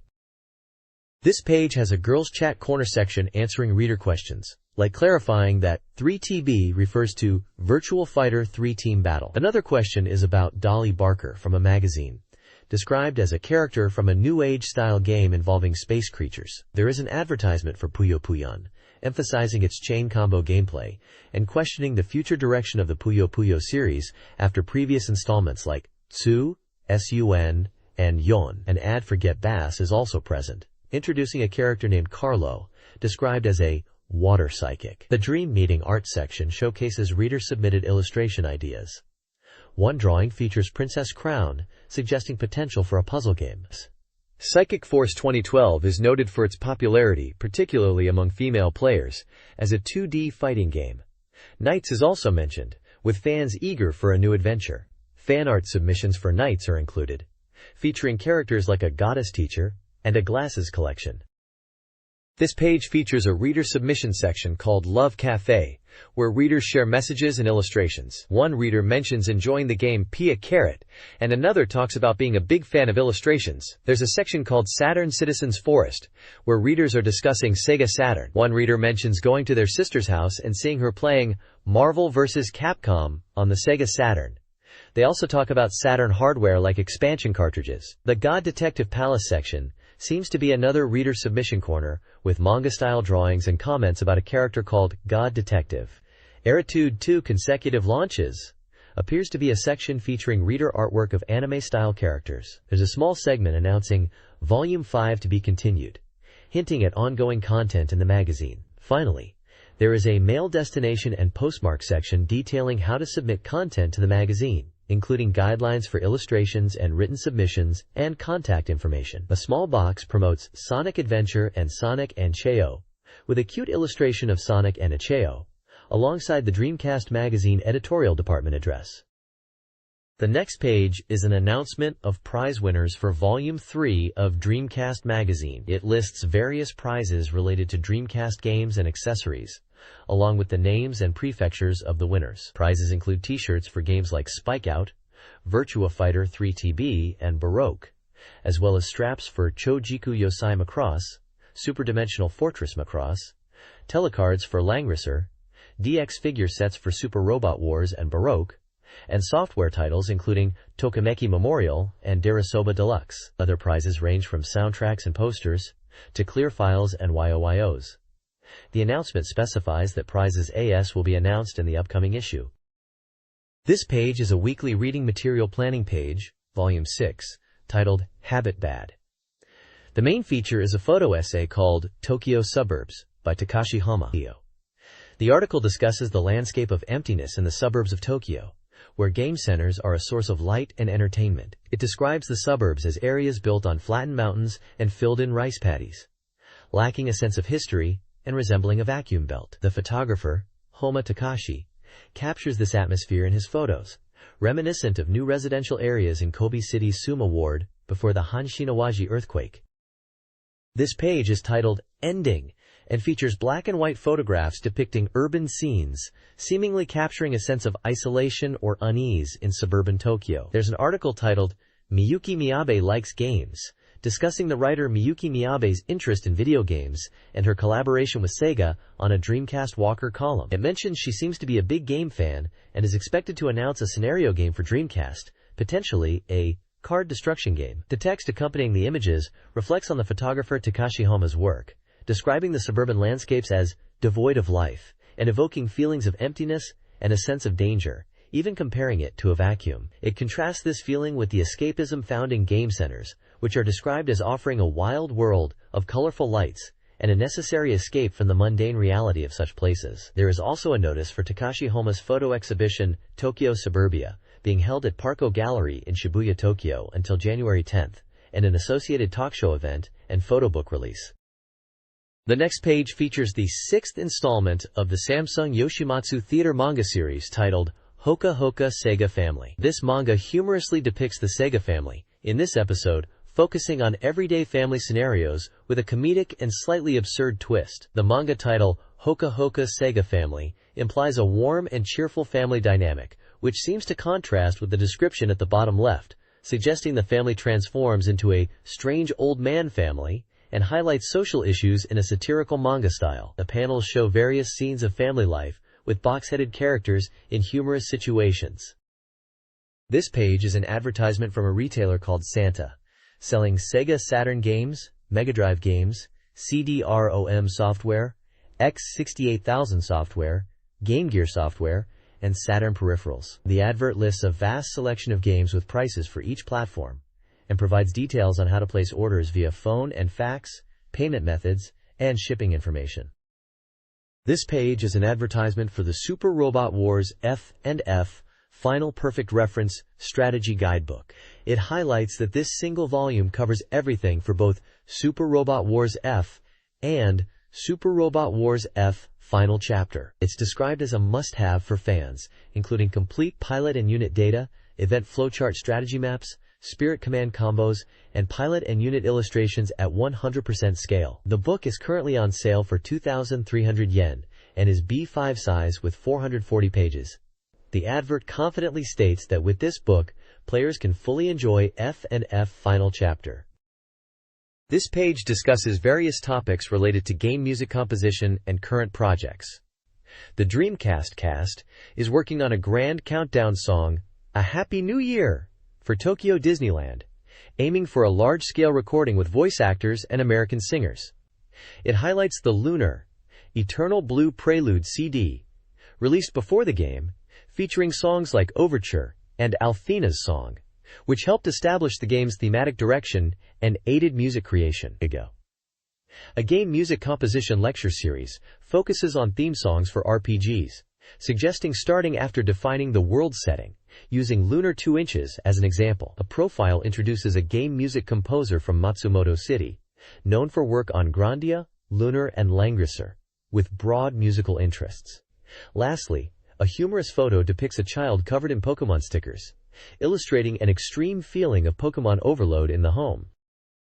This page is a column titled F1 Dynamics by Fumio Kurokawa, a burning publicist. He writes about his experience attending the Formula One Grand Prix at Suzuka, highlighting the excitement around the Drivers' and Constructors' Championships, especially the rivalry between Schumacher and Häkkinen. Kurokawa describes obtaining a paddock pass, which costs 250,000 yen, and gives insights into the exclusive paddock area, mentioning the high costs associated with F1 teams and the significant financial investment from sponsors like Fuji Television. The column concludes with a profile of Kurokawa, detailing his background in music and film, his involvement with Sega AM2 and advertising for the Virtua Fighter series, and his work with Digicube, a game distribution company for convenience stores. He also notes that things are looking up for V-Series sales, and that he sees signs of recovery in the market. This page is an advertisement for the Puyo Puyo and Madu Monogatari card collection, trading cards for fans of the popular puzzle game series. These trading cards, released on July 23rd, feature various card types, including character, event, illustration, and special cards. A pack of 10 cards costs 300 yen, and a box of 15 packs is priced at 4,500 yen.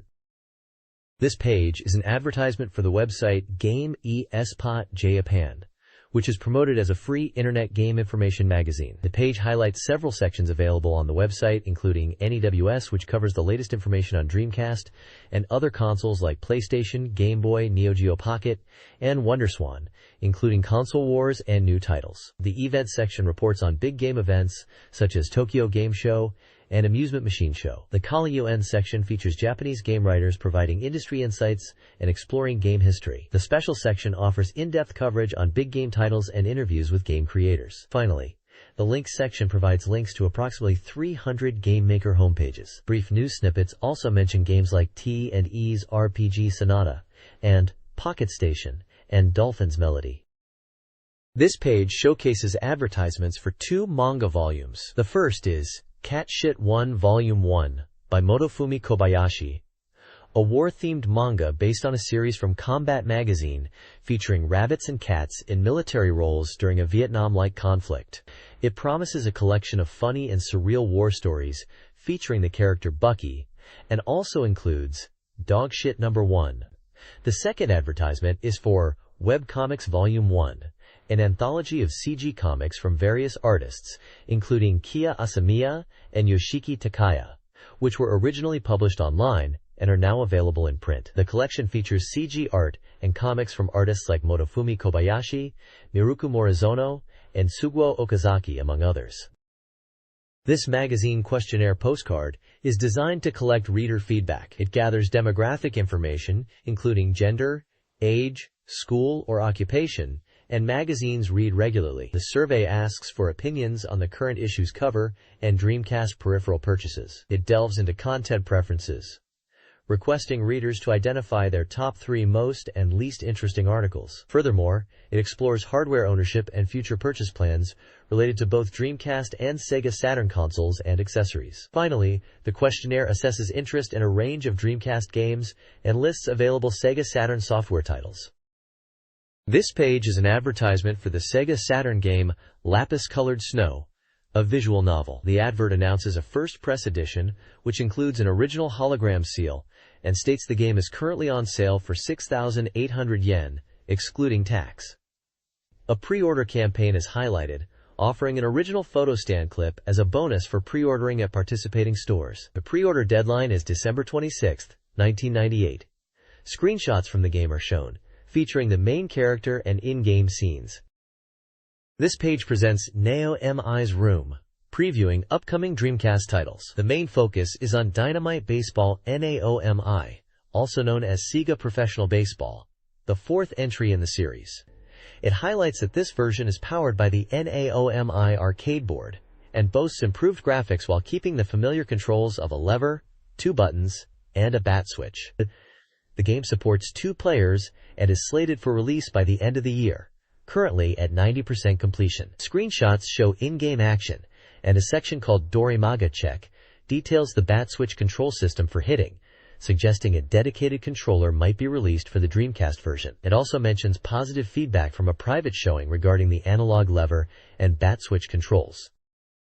This page is all about the arcade game Dynamite Baseball Naomi, highlighting its impressive graphics and realistic features. It emphasizes that everything from player data to the visuals is based on reality, using player data from the '98 pennant race. The game features detailed player models and accurately recreates stadiums like Tokyo Dome, Nagoya Dome, and Kobe Green Stadium. A section called Dreama Check addresses whether data can be exchanged with the Dreamcast's visual memory unit, answering no for now, but suggesting it might be a possibility in the future, allowing players to potentially develop teams on Dreamcast and use them in the arcade. The page also includes a Naomi title scheduled list, which previews upcoming games for the Naomi arcade system. Besides Dynamite Baseball Naomi from Sega, it lists Zombie Zone, another Sega action title, Power Stone from Capcom, which is also an action game, and Dead or Alive 2 from Tecmo, a versus fighting game. Finally, there's a small section on Zombie Zone, mentioning it was playable at a private show, and is currently 35% complete in development, hinting at a potentially early release. The next page showcases an advertisement for the official fanbook of J-League Pro Soccer Club O Tsukuru 2, a soccer club management simulation game. This fanbook is promoted as the first fanbook for the game and features club data, information on 100 clubs, interviews with players like Kenichi Shimokawa and Tomoji Yamaguchi from JEF United Ichihara, and developer interviews about the Dreamcast version of Sakatsuku. The book also promises a special feature called Ultimate Owner's Road and a 10-year play document. It is advertised for release in mid-December, priced at 1,100 yen, and will be 176 pages long. This page introduces the Dreamcast Soft Complete Guide, promising thorough strategies to master Dreamcast games. It highlights 2 specific games: Virtua Fighter 3 Team Battle, directing readers to page 98, and Pen Pen Tri-Isolon, directing them to page 106. The page also mentions a special feature on maniac combos and strategies for achieving complete mastery of all courses and grades in games. The image features Aoi Umeno Koji from Virtua Fighter prominently. This page is dedicated to Virtua Fighter 3 TB, proclaiming it a deep dive feature to devour the game. The article aims to help players play it to the fullest by exploring every nook and cranny. It's broken down into sections focused on advanced techniques. The first section, Funny Play Go, Go, Go, Go, encourages players to use unconventional and risky moves for showmanship and to outsmart opponents by using unexpected tactics like catch throws and delayed upper attacks. The second section, Master the Cement Match, advises players to learn advanced techniques to win tough matches, emphasizing patience and counterattacking, suggesting waiting for opponents to make a move and then punishing them. The final section, Become a Combo Mania, is all about mastering combos, pushing players to learn difficult and stylish combos to dominate matches, providing an example combo string at the bottom of the page demonstrating advanced techniques. This page is a strategy guide focused on advanced combo techniques for Akira Yuki and Kagemaru in Virtua Fighter. For Akira, there are 3 combos highlighted. The first is a basic combo, using a forward step body blow into a turning body blow. The second is a secret weapon combo, specifically for battles against Guki, starting from the crane foot stance to a turning body blow and ending with an easy front kick. The final Akira combo is designed to hit an opponent from behind, utilizing a forward step body blow and turning body blow into the flying knee royal mountain move. For Kagemaru, the guide details combos for various situations. The first is a wake-up overlap combo starting with a hand sword attack into a crescent moon slice. Next is an expanded needle-mouse bullet combo sequence that involves chaining needle-mouse bullets from shadow stab into more shadow stabs. Finally, a wall combo is presented for situations where the opponent is near a wall after an arc drop, leading into a shadow stab and leaf fall recancel into another shadow stab. The weekly pickup section offers extra tips for both characters. For Akira, it suggests utilizing guard and turning body blows from a distance. For Kagemaru, it recommends the flying dropkick, K, during a small jump as a useful technique. The page overall is dedicated to mastering these characters in Virtua Fighter with challenging and effective combos. This page is a strategy guide for Virtua Fighter 3TB on Dreamcast, focusing on combo techniques for the characters Pai-chan and Lao-chan. It highlights maniac combos for both characters, rating their difficulty with stars. For Pai, the guide details combos that are effective against characters like Wolf and Jeffrey, especially when they are turned away. It mentions a combo called Soaring Windwheel Kick, leading into a mid-air leg grab and then a back heel kick. Another combo is shown as Tiger Pounce Legs into a Soaring Kick. For Lao, the guide showcases widely applicable combos that work when the opponent's back is turned after a counter hit. It describes a combo named Flying Swallow Continuous Steps into a Flying Swallow Body Turn Kick. Another combo for Lao involves a ground leg sweep into a ground leg sweep again, and finally a continuous ringing Tiger Pounce, leading to a double Tiger Fierce Break. The guide uses screenshots to visually demonstrate the combo moves, and button inputs are listed using arcade notation. It emphasizes that these are advanced combos and are considered maniac level, suggesting they are challenging to execute but potentially very rewarding. This page is a Dreamcast Magazine feature focusing on combo techniques for Wolf Hawkfield and Jeffrey McWild from the Virtua Fighter series. It's titled Character Combo Special Feature and offers thorough strategies. For Wolf, the page presents 3 maniac combos and a weekly pickup combo. The combos are named things like If You're Tired of the Usual, Persistent and Rewarding, and Surprisingly Easy to Pick Up, each with button commands and descriptions. The weekly pickup combo is described as a giant swing into a short shoulder and front roll kick, highlighting its effectiveness. Jeffrey's section also details 3 maniac combos and a weekly pickup. Combo names include If You Want to Decide with a Humiliating Technique, from a relatively easy to hit technique, and If the first hit lands, it'll drain a lot. The weekly pickup combo for Jeffrey is a Kenka upper followed by an air combo into a devil reverse screw, emphasizing its powerful nature as a Dreamcast original element. The page provides button inputs and screenshots to illustrate each combo for both characters, along with difficulty ratings and conditions for execution. This page showcases character guides for Sarah Bryant and Jackie Bryant in Virtua Fighter 3TB. It details maniac combos for both characters, providing tips on executing them and analyzing their effectiveness. For Sarah, the page highlights 3 combos. 1. A combo described as surprisingly easy to hit, initiated after throws or opponent misses, leading to a Dragon Smash Cannon and Jumping Knee Stamp. 2. A well-seen combo, starting with a rising knee, followed by a knee kick and a Dragon Smash Cannon. 3. A combo for counterattacking low attacks, utilizing rising knee double and Mirage Jackknife Kick for a bound effect. For Jackie, the page also presents 3 combos. 1. A hardening counter aim combo, using toe kick counter into double punch knee kick, effective against predictable powerful moves. Quote, 2. Areas.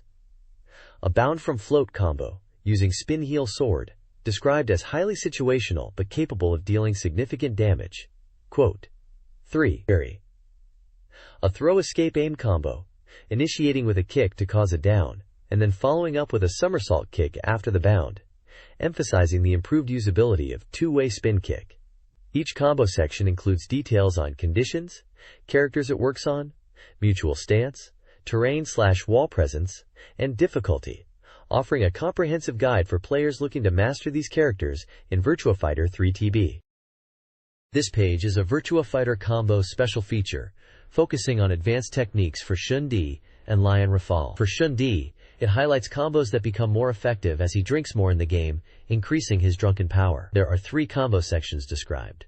One focuses on standard combos, another on powerful combos that are effective when Shun Di is very drunk, and a third focusing on combos that work when the opponent is against a wall. Each combo section includes conditions, difficulty ratings, and descriptions of the techniques. For Lion Rafal, the page details combos that are effective at lower heights and against opponents who are bouncing. It emphasizes using delayed timing for certain moves and explains specific combos, including the razor heel kick combo and wall-based combos. The weekly pickup sections for both characters highlight particularly effective or stylish combos for players to learn and use.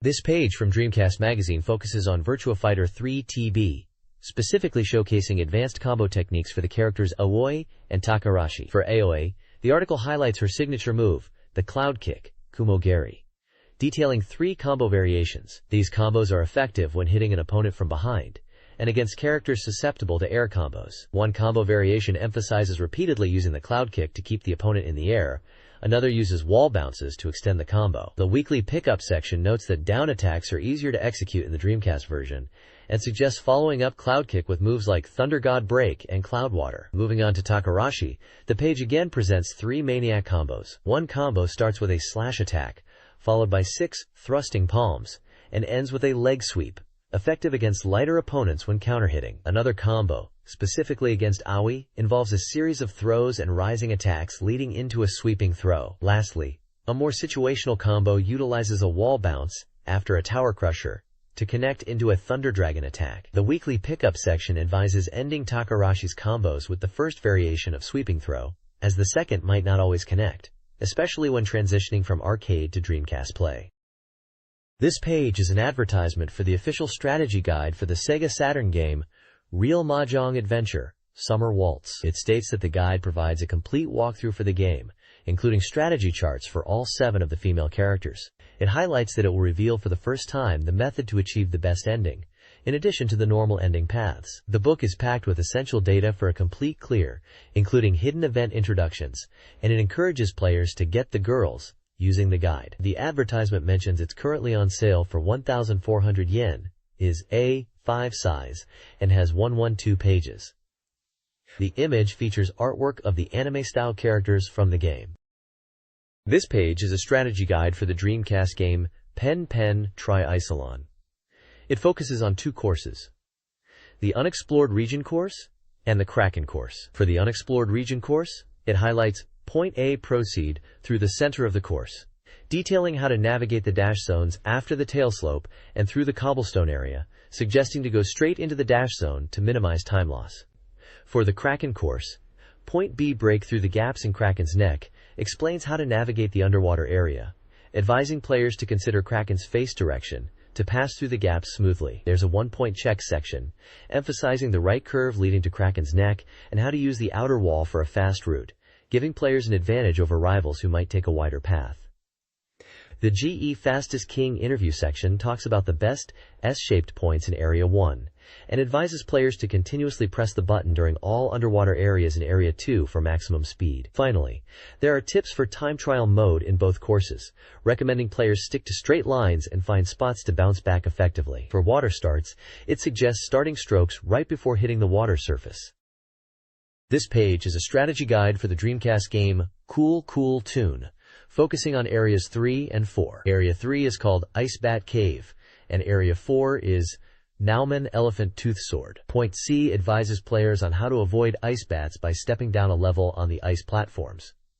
Point D explains how to escape the rotating zones by always facing straight ahead. Point E gives tips on successfully performing 2-step jumps by using the right jump platform.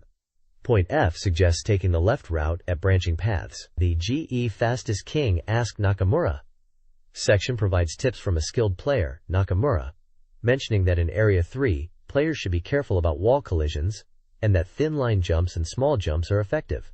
For Area 4, it is advised that jump platforms are generally not very effective and better avoided. Finally, the time trial mode tips section mentions being cautious about contact as it deals significant damage. It advises players to repeat gameplay to memorize stage layouts, highlighting timing differences, and emphasizing bank usage for acceleration. The next page is a strategy guide for the horror course in a Dreamcast racing game, likely a mini-game or a specific course within a larger title. The guide breaks down the course into areas, starting with Area 1, Sliding Part Skeleton Cave, emphasizing cornering techniques due to the icy surfaces. It advises practicing controlled braking and steering to navigate the slippery corners effectively. Area 2, Swimming Part Pirate Ship Graveyard is detailed next, highlighting several points. Point B recommends maintaining non-stop top speed through the shallow water area. Point C discusses an optional dash zone on the left side of the jellyfish zone, suggesting it's not essential for completing the course. Point D covers the C exit, instructing players to keep the key held down for a smooth exit while riding the current, and to avoid losing control if the character leans to one side, which could lead to a significant time loss. Finally, there's expert advice from GE Fastest King Nakamura for time trial mode, specifically for Area 1, Skeleton Cave, and Area 2, Pirate Ship Graveyard. For Area 1, the advice is to navigate the initial hairpin turn precisely and use optimal stroking on the long downhill section. For Area 2, the key is to time the dash zone usage effectively and avoid reckless button mashing after acceleration ends, also emphasizing quick vertical and horizontal movements in the water.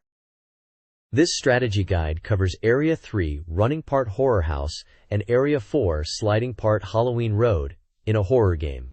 In Area 3's Afuda Zone, Point E, jump attacks are crucial for overcoming obstacles and avoiding floor-level threats in Bloody's room, and flying books in the Poltergeist room. Ghost Encirclement, Point F, advises players to endure ghost surrounds, attacking to push back if possible.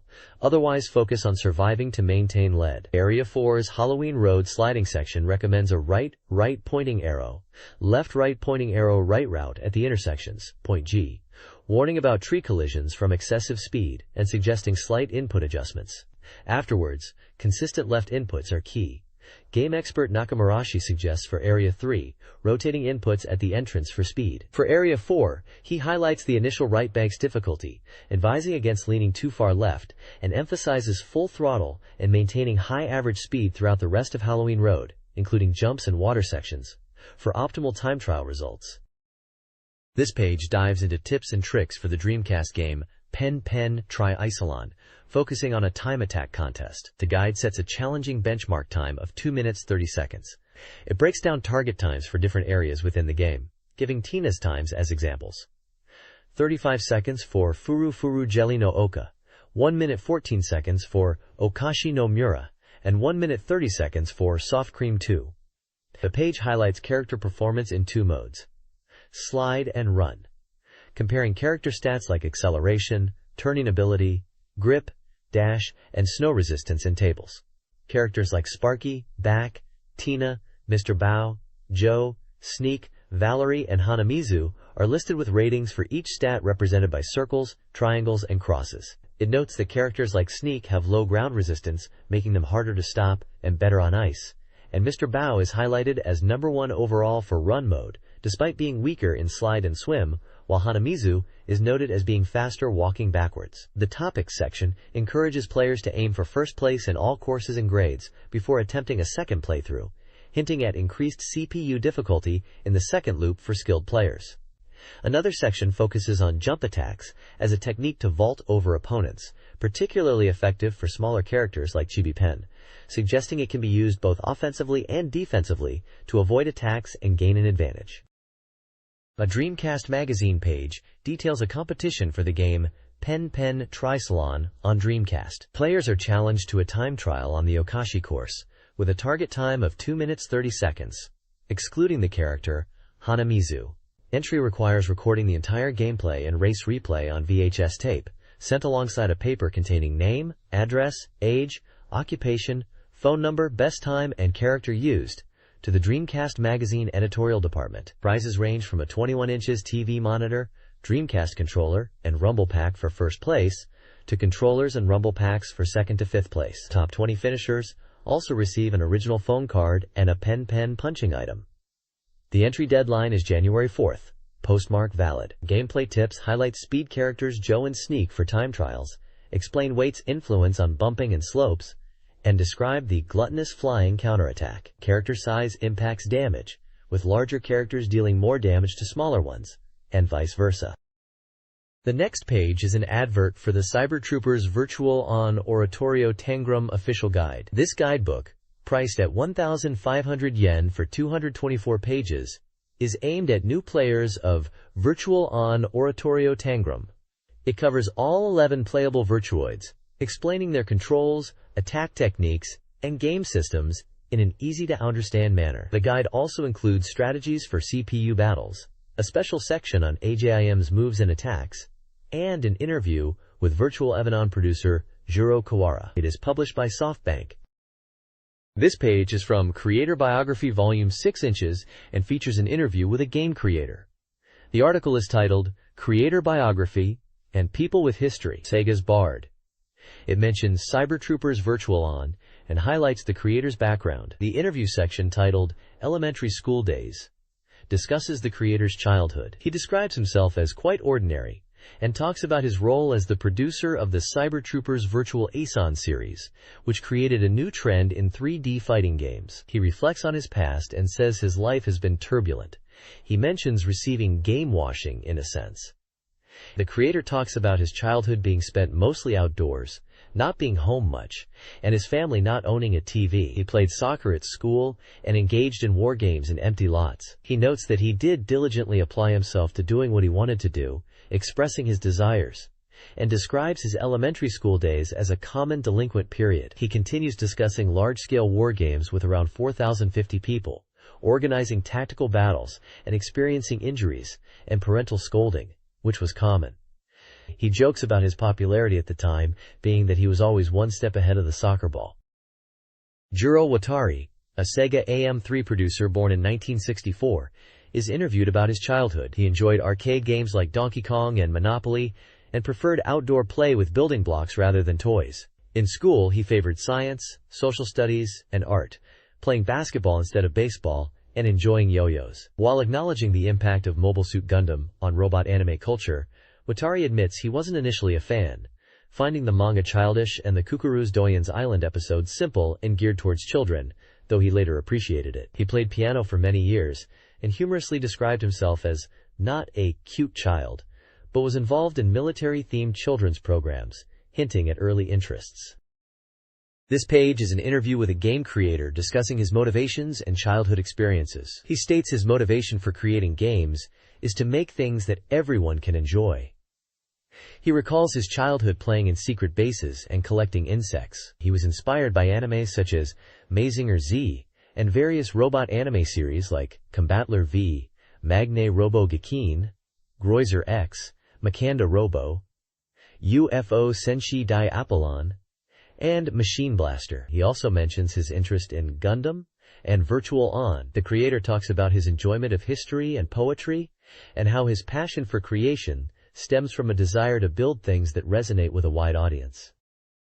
The next page features an interview with game creator Juro Tagai, who emphasizes that games should be tools to liven things up. The interview covers his school days where he aspired to attend a national university, his university years where he was quite reckless, and his entry into Sega. A section titled Juro Tagai Works Collection highlights his gameography since joining Sega for 7 years. All of his works are stated to be versus fighting games. The page lists 5 titles he was involved with, including Where's Wally, Senki Virtual On, Cybertroopers Virtual On, and Denu Senki Virtual On OR Seganet, Cybertroopers Virtual On, Oratan 5.8. There is also a screenshot and description of his debut work, Where's Wally, an arcade game where players find Wally in a crowded scene, bringing the enjoyment of the popular picture book to monitors. This page presents an interview with a game creator discussing their career path and work at Sega, particularly on the Virtual Alien series. The interview is titled New Possibilities of Play, Suggesting Creators' Work, and is subtitled Bible to be carried to the next generation. The creator recounts their time studying and traveling before joining Sega, after being scouted when Sega heard he wasn't working. The interview delves into their initial experiences at Sega, mentioning the AM2 research division and their work on games like Fighting Vipers. Screenshots showcase various iterations of the Cybertroopers Virtual On series, including the original Cybertroopers Virtual On, Cybertroopers Virtual On Oratorio Tangram, and Cybertroopers Virtual On for SegaNet, highlighting the network capabilities for online play. The creator also recalls playing Gradius 2 on MSX while in research, and being surprised when Sega offered him a job. He also mentions the initial lack of strong impressions of Sega upon joining, and his early days working in AM3 research.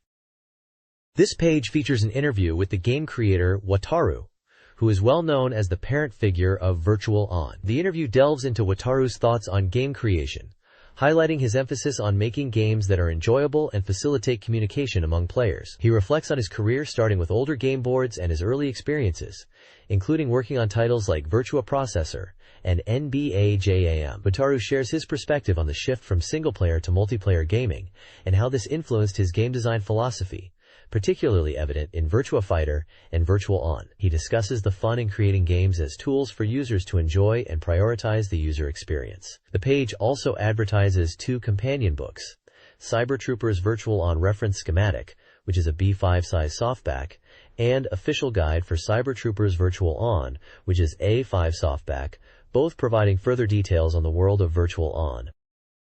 The next page features an interview titled, "Where is the Destination of a Wandering Journey?" This article is part of a series called A Bible Dedicated to the Next Generation, focusing on game creators. The interview appears to be with a game developer who created a 3D robot battle action game. He mentions that when developing Outrigger, likely referring to Cybertroopers Virtual On Oratorio Tangram, he was shocked by the emergence of games like Diablo and Ultima Online, which presented new possibilities for gaming here.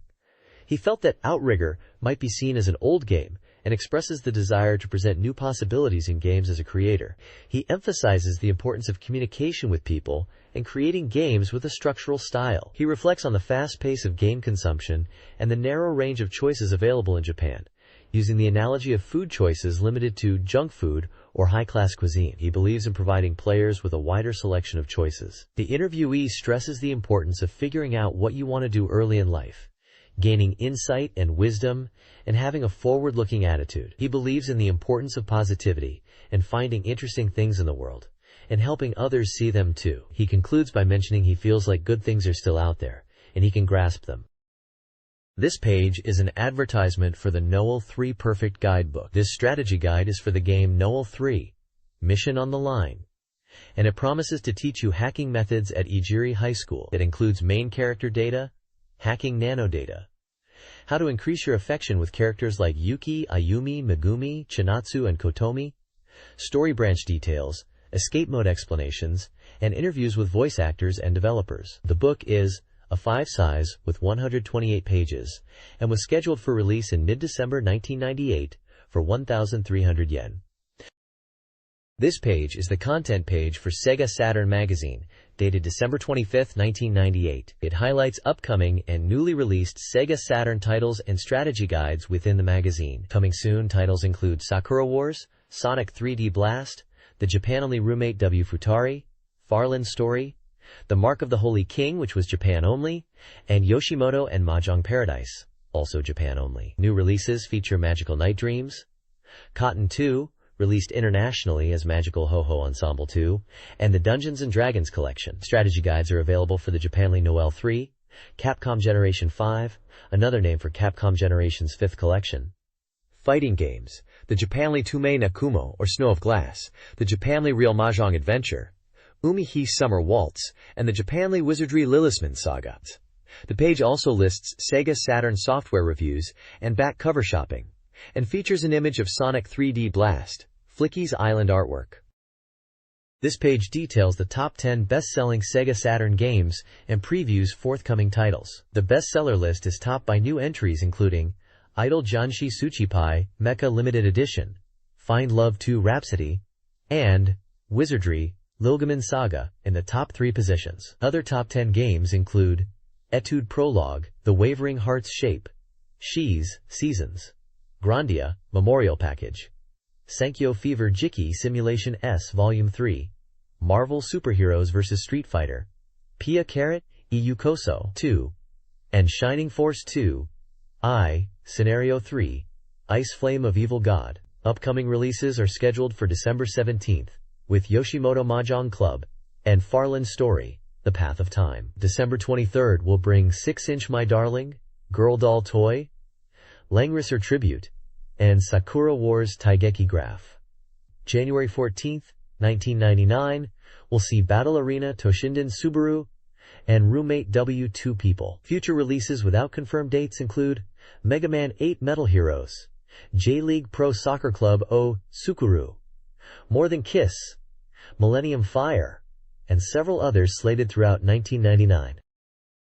This page displays the user data top 20 ranking for Sega Saturn games, highlighting anticipated new titles. At number 1 is Sakura Wars 2, Thou Shalt Not Die, a highly awaited title with significant anticipation. Ranked at number 9 is Roommate W Futari, which is described as featuring new events and experiences with 2 girls living together. Coming in at number 17 is 6-inch My Darling, a game focused on raising a small 6 girl called Pygmalion. The page also includes a release date table listing upcoming games and their details, along with a guide explaining the genre abbreviations used. Compatibility information regarding peripherals and memory is also noted. This page is a Sega Saturn Reader's Ranking page called Odds Table Saturn A from Volume 121. It features a list of Saturn games ranked by readers' votes, detailing the rank, previous rank, game title, genre, and average score. The top-ranked games include titles like PIA-Go, Sakura Wars 2, and Mysterious Sea Nadia. The page also explains that this corner of the magazine presents reader evaluations for all Saturn software, using a 10-point scale and accumulating total points to present rankings. The aim is to reflect the real-time opinions of players and help with purchasing decisions, with the average scores updated as more votes come in for games with 10 or more votes. This page showcases new game arrivals and a Sega Saturn bestseller ranking. The top section introduces 3 newly arrived games. Sol du Gis is an action RPG with card battle elements, praised for its dungeon design and card system, but noted as potentially unfriendly to beginners due to manuals and system complexities. Reviewers appreciated the card collection and RPG elements. Shi's Etin Season is an adventure game with 4 scenarios, each featuring a different heroine. The reviewer enjoyed the multiple endings and heartwarming winter scenario, but pointed out the long loading times and repetitive graphics.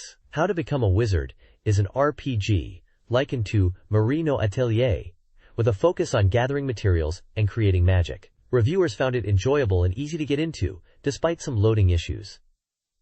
Below this, there is a Sega Saturn bestseller ranking list. At the bottom, there is a section titled New Arrival Attention Horse Racing, which highlights Crows, the battle action for Sega Saturn. This is an action game based on the manga Crows, but it received a very low score. Reviewers criticized it as feeling outdated, like a Famicom-era side-scrolling action game, and were disappointed with its gameplay and lack of polish, despite being fans of the original manga.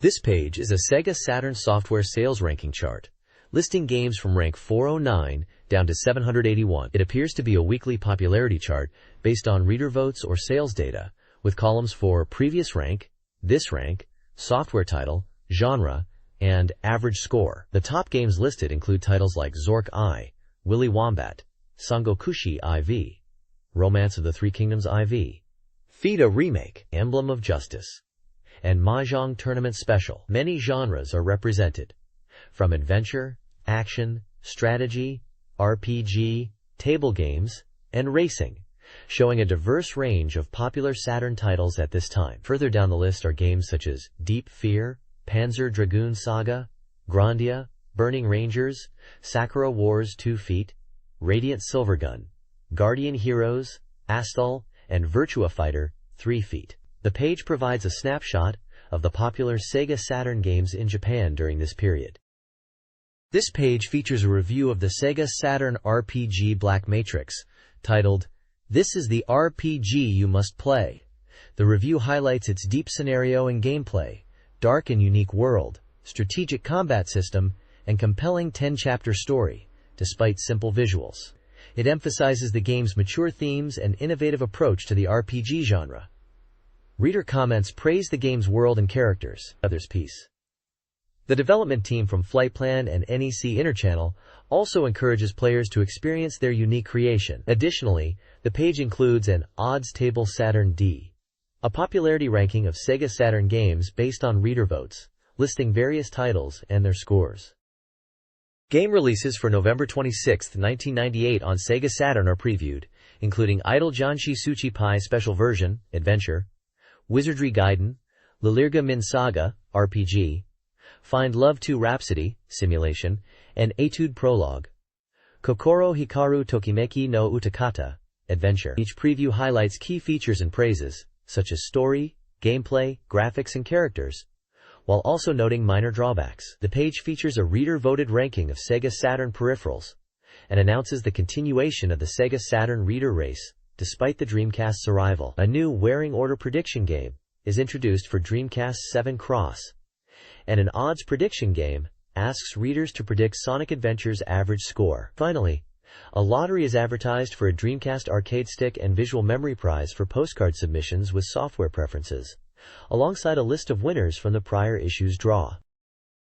This page is an advertisement for Sakura Wars merchandise. It promotes a photo book documenting the Sakura Wars song show stage performance, highlighting photographs of the stage and behind-the-scenes moments featuring Hiroi Uji. The book is priced at 2,500 yen and scheduled for release in December. The page also advertises two Sakura Wars OVA fanbooks. One is for the first OVA series, and the other is for the second OVA series, both priced at 1,800 yen and containing 96 pages. The second OVA fanbook is stated as being scheduled for release in December. This page is an advertisement for the Sega Saturn game, Koi Koi Great War 2 Inches by Red Company, announcing it is only 2 weeks away from release on December 23rd and will cost 4,800 yen. It is a 2-disc digital fan disc. The page highlights the game's package illustration and aims to increase anticipation. There are sections detailing game aspects for beginners. Section 1 is about the title screen, noting it displays Taisho 14th Year Edition, prompting players to wonder if there are other modes beyond this edition when they press the Start button. Section 2 explains the mode selection screen, showing options like Koi Koi Great War 2, Tutorial for Beginners, Rule Explanation, and a question mark, suggesting hidden content. Section 3, Sudden Rush, describes the gameplay starting with a flower card match against team members. Winning leads to further battles, and winning/losing results being displayed. The text emphasizes the excitement of encountering various characters and requests players to anticipate what kind of characters will appear in Koi Koi Great War 2. Section 4, Winning Hand, explains that by taking all of an opponent's text cards, you win against that team member. It mentions difficulty increases with subsequent wins, and that running out of text cards leads to game over with limited continues. The text also hints at unique character lines. The page also includes screenshots showcasing in-game scenes, including card battles and character interactions. This page is a preview for the upcoming Sega Saturn game, Sakura Wars 2. It highlights in-game scenarios and character introductions. The main feature is focused on the Night Patrol gameplay mechanic with Ogami, where players can freely move around and interact with other characters, like Sakura Shinguji. It also mentions a light staff scenario, where Maria is checking stage lighting, and players can assist her to improve their relationship. Another section teases a morning scene, where Sulemeyer asks Ogami to report on the preparation status for a special performance. The page also showcases character profiles from the game under the title Setting Terminology Collection. Characters introduced include Kongo, Mokujiki, Suiko, Dozuki, Kasha, Ana Rasetsu, and Amakasa Shiro. These profiles detail their backgrounds, combat styles, and roles within the game's world. Finally, there's a section called Luxurious Interview Collection, featuring interviews with voice actresses from the game. The topic of these interviews is revealed to be the voice actresses' favorite foods, offering a glimpse into their personalities beyond their roles in the game. Voice actresses like Ayako Sasaki, Ura Takano, Chisa Yokoyama, Yuriko Fuchizaki, Kaya Araki, and Mayumi Tanaka are pictured as part of this interview section. This promotional preview introduces Sonic 3D Flicky's Island for Sega Saturn, a reverse import of the Mega Drive/Genesis title finally coming to Japan. Scheduled for a 99 release at 3,800 yen, this action game is nearly complete, but slightly delayed due to bug fixes. It features a new isometric perspective for Sonic, described as 2D Sonic in a 3D style, while maintaining core gameplay elements. Bonus stages are handled by a separate team, with music by S. A Japan-exclusive original movie with Sonic in his pre-design appearance is also included. Players aim to defeat Dr. Eggman and rescue Flickies by defeating robots and guiding them to rings. Different Flicky types exist, each with unique behaviors, adding challenge to the rescue missions, which culminate in boss battles against Eggman and his egg vehicles at each stage's end. The next page previews Sonic 3D Blast for the Sega Saturn, also known as Sonic 3D, Flicky's Island.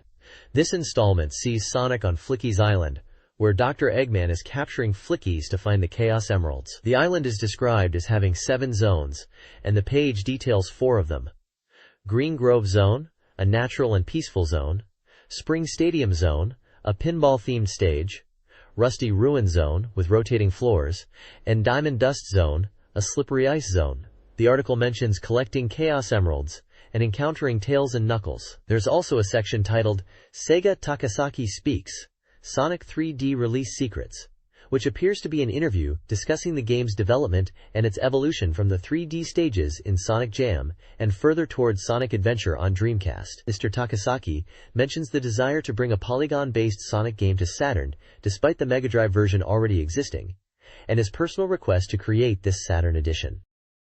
This page is about Roommate W, a game from DATUM POLISTAR, announced as 100% complete and slated for release on January 14, 1999. It is described as a real-time communication game for one player, recommended for all ages, and will be on 2 discs. The creators express their apologies for making fans wait and ask for a little more patience until release. The page highlights the opening song and gameplay, with a screenshot showing in-game dialogue related to kissing and love. A mini-game called What's for Side Dish is introduced, described as a dinner-time game where players can win praise from the character Kaori-chan by winning. The Roommate Picture Gallery Design Sketches section shows concept art for the game's characters, focusing on Sato Kaori. The text explains that Sato Kaori is designed as a nursing student and is the first high school student heroine in the series, emphasizing her mature and chic style compared to previous characters in the series. This page is dedicated to Roommate W Futari, showcasing unmissable event checks. It highlights steamy scenarios, starting with a shower room Doki Doki scene where you might catch Kaori-chan in the shower. Another section teases a bedtime Doki Doki scenario. There are details about a Yokohama Drive Date event, mentioning locations like Bay Bridge and Yamashita Park, suggesting a romantic outing. Another event is Kaori-chan's confession in the car on the way home, hinting at a pivotal moment in the game. The page introduces Yamaguchi Yuko, describing her as an 18-year-old high school senior focused on college entrance exams. It mentions that despite her outward appearance, she has a mature side. Finally, there's a present section announcing a giveaway of Roommate W Futari telephone cards as a Christmas gift for Dreamcast Magazine readers, a promotional item featuring jacket artwork. This page is an advertisement for the Sega Saturn game Farland Saga, Signpost of Time.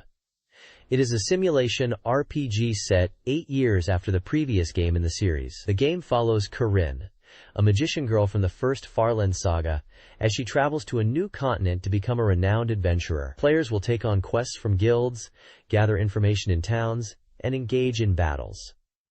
The story begins when Corinne encounters a boy.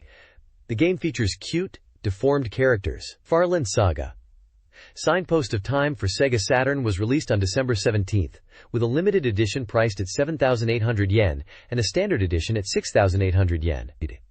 It is described as suitable for all ages and is compatible with the Sega Saturn mouse. The text also includes a playful comment about the main male character and gender roles, and mentions the game's cute art style and action-oriented gameplay with swords and magic. This preview outlines a 3-day scenario in the Sega Saturn game Slayer's Royal 2 Feet. Day 1 introduces Corinne, a magician, who meets a boy at an inn. Day 2 centers on rescuing Alice McDougal, a runaway heiress, first found hiding, then kidnapped by thugs at the port warehouse. Day 3 sees Alice become an ally after a previous incident. The adventurers then tackle a slime extermination request involving a lost girl surrounded by colorful, magic-casting slimes, emphasizing the messiness of the task. The preview also hints at a man of mystery, includes gameplay screenshots of battles and rescues, and mentions a limited edition Teleka card. Finally, a bathing scene featuring Al and Corinne is teased. This page is advertising the upcoming Sega Saturn game, Yoshimoto Mahjong Club. The game is touted as being 26 times more fun, featuring a large collection of Yoshimoto Kogyo entertainers. It's described as a unique mahjong game, based on a popular TV show from Kansai, and emphasizes the humorous and lively reactions of the 26 in-game talents, promising a more engaging experience than typical mahjong games. The page details 3 game modes: free play, tournament, and options. Free play allows you to freely choose opponents from the 26 personalities. Tournament mode lets you participate in mahjong tournaments with increasing difficulty and prizes. Options mode allows customization of various game settings, such as sound, system, and mahjong rules, along with player data viewing. The right side of the page showcases photos of some of the Yoshimoto talents included in the game, like Ima Ikuyo, Ima Kuyo, Tommy Masaru, Tommy Ken, High Heel Momoko, High Heel Ringo, Yamada Hanako, Shimada Tamayo, All Kyojin, All Hanshin, Miyagawa Daisuke, and Miyagawa Hanako. The screenshot shows in-game characters and mahjong gameplay. The game boasts full polygon graphics for the characters and claims to accurately capture the essence of Yoshimoto talent's humor. It's set to be released on December 17th, with the standard edition priced at 5,800 yen, and is suitable for all ages. This page showcases 2 upcoming Sega Saturn titles. Firstly, Dungeons & Dragons Collection from Capcom, slated for spring 1999, is highlighted as a 95% complete action title for all ages. It's described as a collection of 2 games with RPG elements from arcade hits, emphasizing cooperative play. It will include both Tower of Doom and Shadow over Mystara, and features an item collection mode and 2-player color options for characters. The text promotes it as a must-have for fantasy fans. Secondly, Kyukyu no Gensukyoku Ensemble 2 Feet, developed by MediaWorks and scheduled for release in February 1999 for 3,800 yen, is presented as a 98% complete collector's disc for all ages. It's described as a fan disc for Kyukyu no Gensukyoku, promising a deeper dive into the world with new scenarios and characters. New features include Enfield Residence, allowing players to interact with townspeople and experience daily life, and Arena Character Creation, or Edit Mode, where players can train characters, participate in arena battles, and customize them, including character fusion. The page emphasizes its appeal as a treasure item filled with fun gameplay. This page is a game strategy guide for Noel 3 on Sega Saturn. It focuses on the new hacking system in the game, explaining how to efficiently progress through rescue activities. The guide highlights Nano-kun and its importance in gameplay. It details how to manage Nano-kun's machine mood and sleep value to ensure successful hacking operations. The mood affects hacking success, and playing with Nano-kun by pressing the A button can improve it. The page also explains how Nano-kun's level increases with successful hacking and provides tables showing the relationship between Nano-kun's level and experience, and how different actions affect Nano-kun's sleep value. Successfully hacking and downloading data increases sleep value, while failures decrease it. Choosing Nano-kun in commands affects the machine mood positively or negatively. This page is a strategy guide for a Sega Saturn game that involves finding classmates using personal data. The guide focuses on efficiently locating classmates and identifying them using a system called Omoida-kun. The game seems to involve photography, data collection, and hacking to identify characters like Hayashi Sawako and Nakane Maho. The guide emphasizes the importance of conversations and hacking data to find classmates before the scenario branches in ACT.1. It also warns against wasting time accessing the science lab to avoid a bad ending. The next page will feature an interview with the developers of NOEL 3. This Saturn Magazine interview features Takeshi Kamei, Pioneer LDC producer, and Shinji Yamamoto, BI creative director.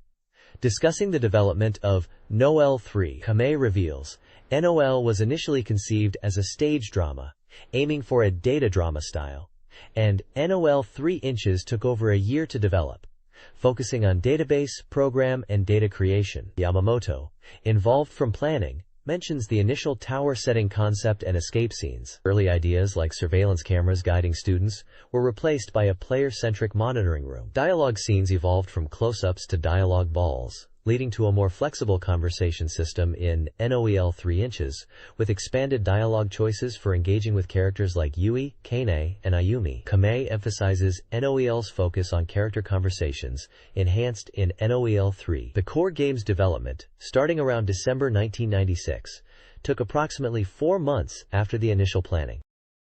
This page focuses on an interview concerning the Sega Saturn game, NOEL 3.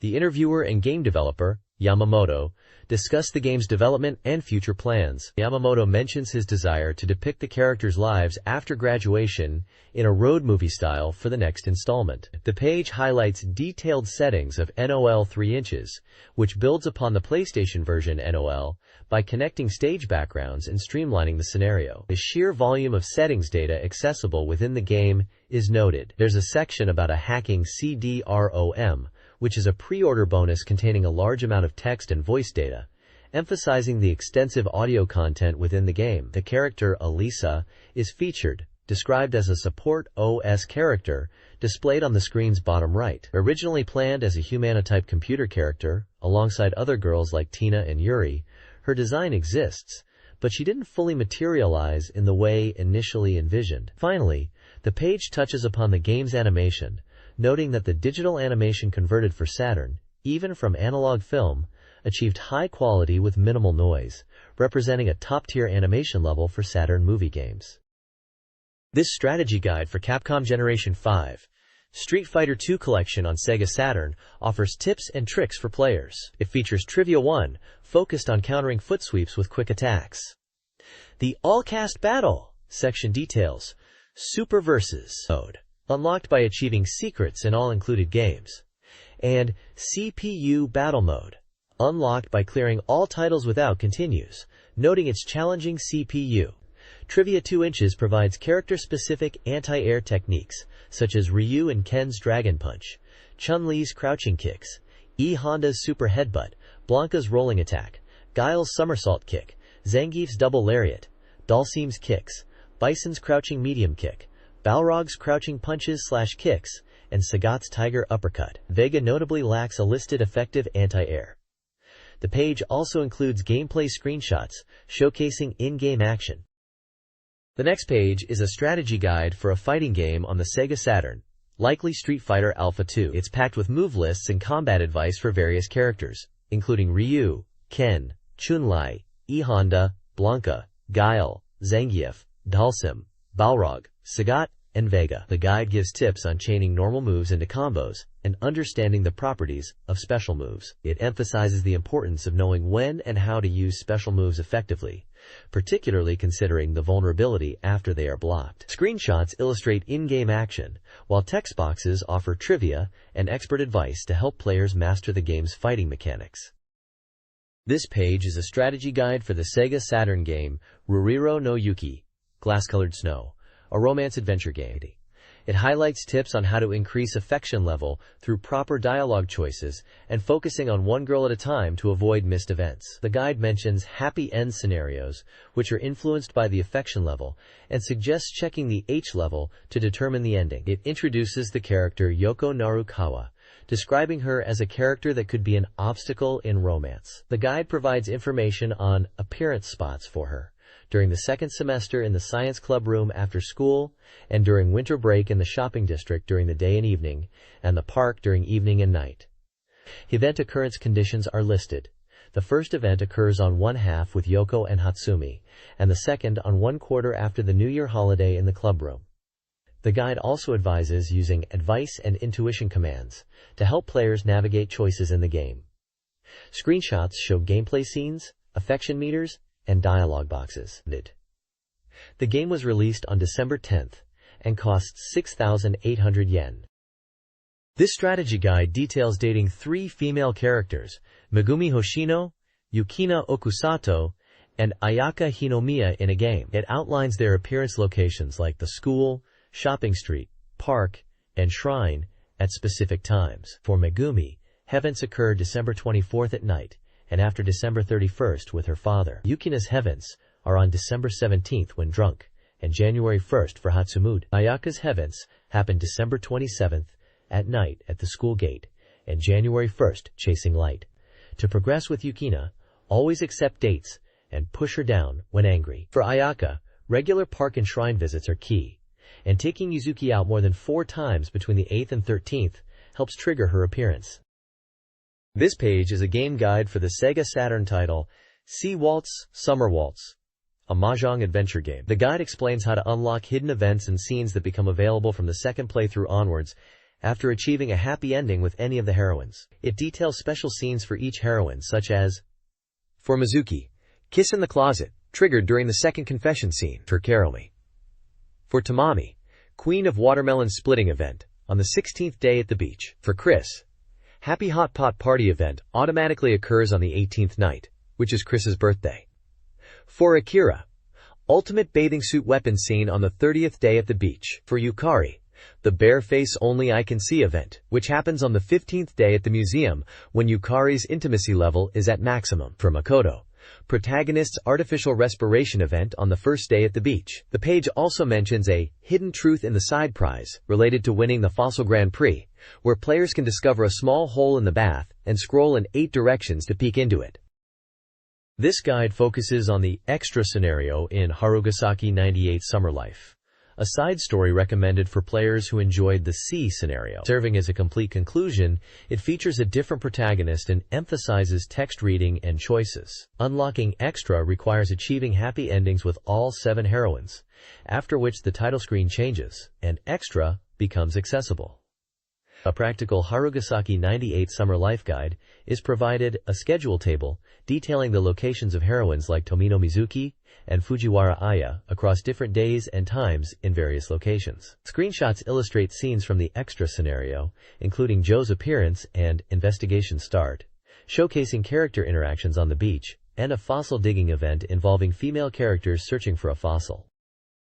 The next page offers a strategy guide for beginners to Wizardry Lilgamin's Saga. It advises new players on basic gameplay and how to progress, focusing on Scenario 1, Proving Grounds of the Mad Overlord. The guide recommends leveling up characters to around level 4 near the surface before venturing deeper. A specific leveling spot with Marfi's Ghost at coordinates 13.5 is highlighted as efficient. For beginners, a balanced party including warriors, priests, thieves, and mages is suggested. The guide also mentions event items found on the first and second basement levels like silver, copper, and gold keys, and a bear ornament, but notes they are not essential to complete the game.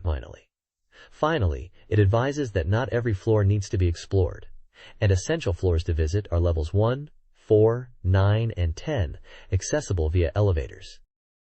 This page reveals the secrets of the bonus dungeon, exclusive to the Sega Saturn version of Wizardry Lilgamin's Saga. It's designed for advanced players and emphasizes that enemies and items within are carefully selected to be top needier. The dungeon maps are described as uniquely structured and very challenging, especially from the 3rd floor onwards, where all areas become one-way doors. The page advises players to form refined parties and aim for levels 15-18 before venturing into the dungeon, noting that level-up areas might be found in the first 2 floors. It highlights that monsters are strong, but the rewards are excellent, making it a dungeon for true enthusiasts. It also points out that rare and powerful items, normally only available in later scenarios, appear here. There's also a special project announced, a unique party contest to commemorate the Saturn release. Readers are invited to submit their interesting party formations, along with the reasoning behind their choices, with the best entries to be featured in the magazine and win wizardry goods. 2 example party submissions are provided: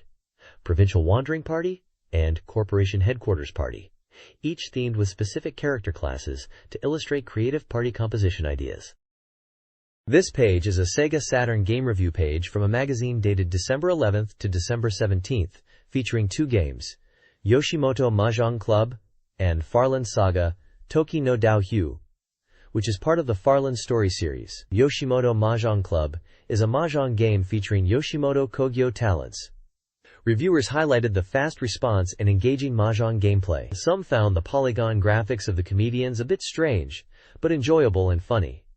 The average score was 7.0. Farland Saga, Toki no Daoyu, a simulation RPG, received an average score of 7.33. Reviewers praised the cute mini-characters and the improvements in access times compared to previous titles, leading to a better tempo. The scenario volume and individual character personalities were also commended, making it a game that can be enjoyed for a long time. Small sections mention that the Dreamcast launch date is the same day as the magazine release, and anticipates games like Azel, Panzer Dragoon RPG, and Sakura Wars 1 and 2 for Sega Saturn. Another section mentions waiting for enjoyable action games on the Dreamcast. This page reveals secrets for an unknown Dreamcast title's free battle mode in DISC3. Players can redo card deals by pressing L and Z during matches, allowing unlimited retries for a better hand. In character selection, L and Start makes a character wink, indicating a secret but resetting scores. Holding L and R during loading changes the table pattern to a snowflake crystal design. Separately, for Wizardry Rilgamen Saga Souls of Mad City, Scenario 3, a good and evil mixed party is recommended against certain enemy types. The strategy is to reset and switch to a party of opposite alignment based on initial enemy encounters to exploit weaknesses. The page also includes Secret Technique Shopping, a reader submission section for Dreamcast, and Sega Saturn secrets via postcard. Submissions require personal details, software/technique information, and desired software prizes, with selected techniques being published. This page is an advertisement for a new game magazine called GM, promising more than just scoops and strategy guides, offering in-depth coverage and analysis for serious game fans. It highlights that GM will showcase everything about games and is coming soon. The advert teases upcoming content, including a look back at the Dreamcast phenomenon, a feature on the complete works of Biohazard, Resident Evil, a lengthy interview with Nintendo's Shigeru Miyamoto, and a long interview related to the development of R4, likely Ridge Racer Type 4. The magazine is advertised as currently conducting undercover coverage and is scheduled for release on January 11, 1999. This page is dedicated to the ELF fan club and its activities. It announces the latest CD-ROM newsletter for fan club members, highlighting it is packed with variety content for Windows 95/98's users, regretting it's not viewable on Saturn or Dreamcast. Sections within the newsletter are showcased such as Woo's Woo's Corner, which features female reporters, and the latest Woo's Woo's Win game, including development scene photography and opening movies. ELF's Secret Museum is presented as a corner showcasing 10 years of ELF company history, offering premium content like original game artwork when game titles are clicked. An article celebrates the ELF homepage, reaching 2 million accesses, achieved within 19 months since its launch in April of the previous year. A mirror server address is provided to potentially improve website speed. There's also a section on how to join the ELF fan club, detailing membership fees, 1,000 yen entrance fee and 3,000 yen annual fee, application methods requiring personal details like name, address, phone number, birth date, gender, occupation, and owned PC models and peripherals. The page also features Cult Quiz, described as maniac quizzes about ELF games and company, with 100 questions in total, offering rewards for correct answers, and ELF News featuring newscaster Tamano Suiko reporting ELF news with interviews. Finally, ELF Gossip Board contains various fan messages and anecdotes. This page showcases an interview with the Capcom sound team about the game Kiku Kaior, which was released internationally as Tech Romancer. The interview discusses a live performance at the AM show in September, where the band played the theme song. The band, named Amigo Core, talks about the planning for the live event, which started around August, and their initial concerns about performing live. They also discuss the positive audience reaction and the origin of their band name, which came from someone shouting, "Amigo Go!" during recording. The page also promotes the Kiku Kaior original soundtrack CD, priced at 2,800 yen, and a present corner where readers can win Kiku Kaior goods, such as signed CDs and secret files, by sending in postcards. The bottom corner also highlights additional features in Kiku Kaior, such as full voice acting in story mode, story branching, new characters like Rosobos, and new mecha. It mentions that characters like Goval, Gamda, and Golba-D are available with story elements, and playable characters such as Wise Duck, Olroso, and EXDA are also included. This page features portraits of individuals, Yuki Iwai, Dokumaru, and Takimoto. It appears to be an introduction page for the Dokumaru and Amigo Core, likely a team or group featured within the magazine. This page of Arcade Express Volume 36 introduces the arcade game Thrill Drive by Konami, a new type of driving game different from realistic simulations. It emphasizes the thrill and excitement of driving, where you can cause big accidents and drift using brakes. Scheduled for release in January 1999, it's a driving game that allows up to 4 players to compete against each other. The screenshots show in-game racing action and the car selection screen, where you can choose from 7 types of cars including hatchbacks, open cars, sedans, wagons, coupes, trucks, and buses. It highlights the thrill of street racing and also mentions that the game evaluates your driving skills after playing. The next page highlights 2 games. Firstly, Thrill Drive is showcased, a racing game with 3 stages based on Europe, Japan, and the USA, each capturing the essence of its location in track design. The game evaluates driving skills across 6 categories: athletic ability, morality, motivation, IQ, coolness, and boldness, grading performance from A to D with a total score out of 100. It also reveals a hidden song selection method related to Beatmania Third Mix, detailing button and turntable inputs to unlock hidden tracks within the racing game. Secondly, NBA Play-by-Play from Konami is introduced as a basketball game following the Slam Dunk series. It promises realistic NBA action with 3D graphics, player data mirroring real-life athletes, and stadium atmosphere. The game uses an 8-way lever and 3 buttons for control, and supports up to 4 players for versus or cooperative play. It also features play-by-play commentary within the game. This page is a special interview Part 2 feature on Star Wars Trilogy Arcade, a 3D shooting game developed by Sega AM12 R&D on the Model 3 arcade board. The interview focuses on the game's planning director, Motoshi Takabe, who discusses the development process and highlights of the game. Takabe mentions that initially they were working on a different SF shooting game, but the project shifted to Star Wars. He describes the positive reactions after showing Age within Sega and at LucasArts, noting the pressure and expectations to create a high-quality Star Wars experience. He emphasizes the challenge of capturing the essence of Star Wars and making a game that feels authentic to the trilogy. Takabe points out the variety within the Star Wars trilogy as a key element they aim to incorporate, and mentions the difficulty in the final weeks of development. He specifically highlights the attention to detail in recreating the sounds, especially the TIE Fighter sounds, to avoid making it feel like just another generic science fiction game. The page also showcases screenshots from 3 stages: Yavin, Hoth, and Endor, illustrating key gameplay moments and environments players will experience in the arcade game. Each screenshot has a small text box describing the scene, highlighting the proton torpedo attack run on the Death Star in Yavin, the AT-AT battle on Hoth, and speeder bike chase on Endor. The page title encourages readers to check out the highlights of each stage. This page is introducing the arcade game Star Wars Trilogy Arcade. It highlights the initial public release stages of the game, showcasing 2 main stages: Tatooine, featuring a duel with Boba Fett, and the Emperor's Throne Room, with a duel against Darth Vader. Screenshots from these stages are shown. The page also details the final stage, Endor OR2, showing a space battle stage featuring X-Wings and the objective to destroy the Death Star's power reactor.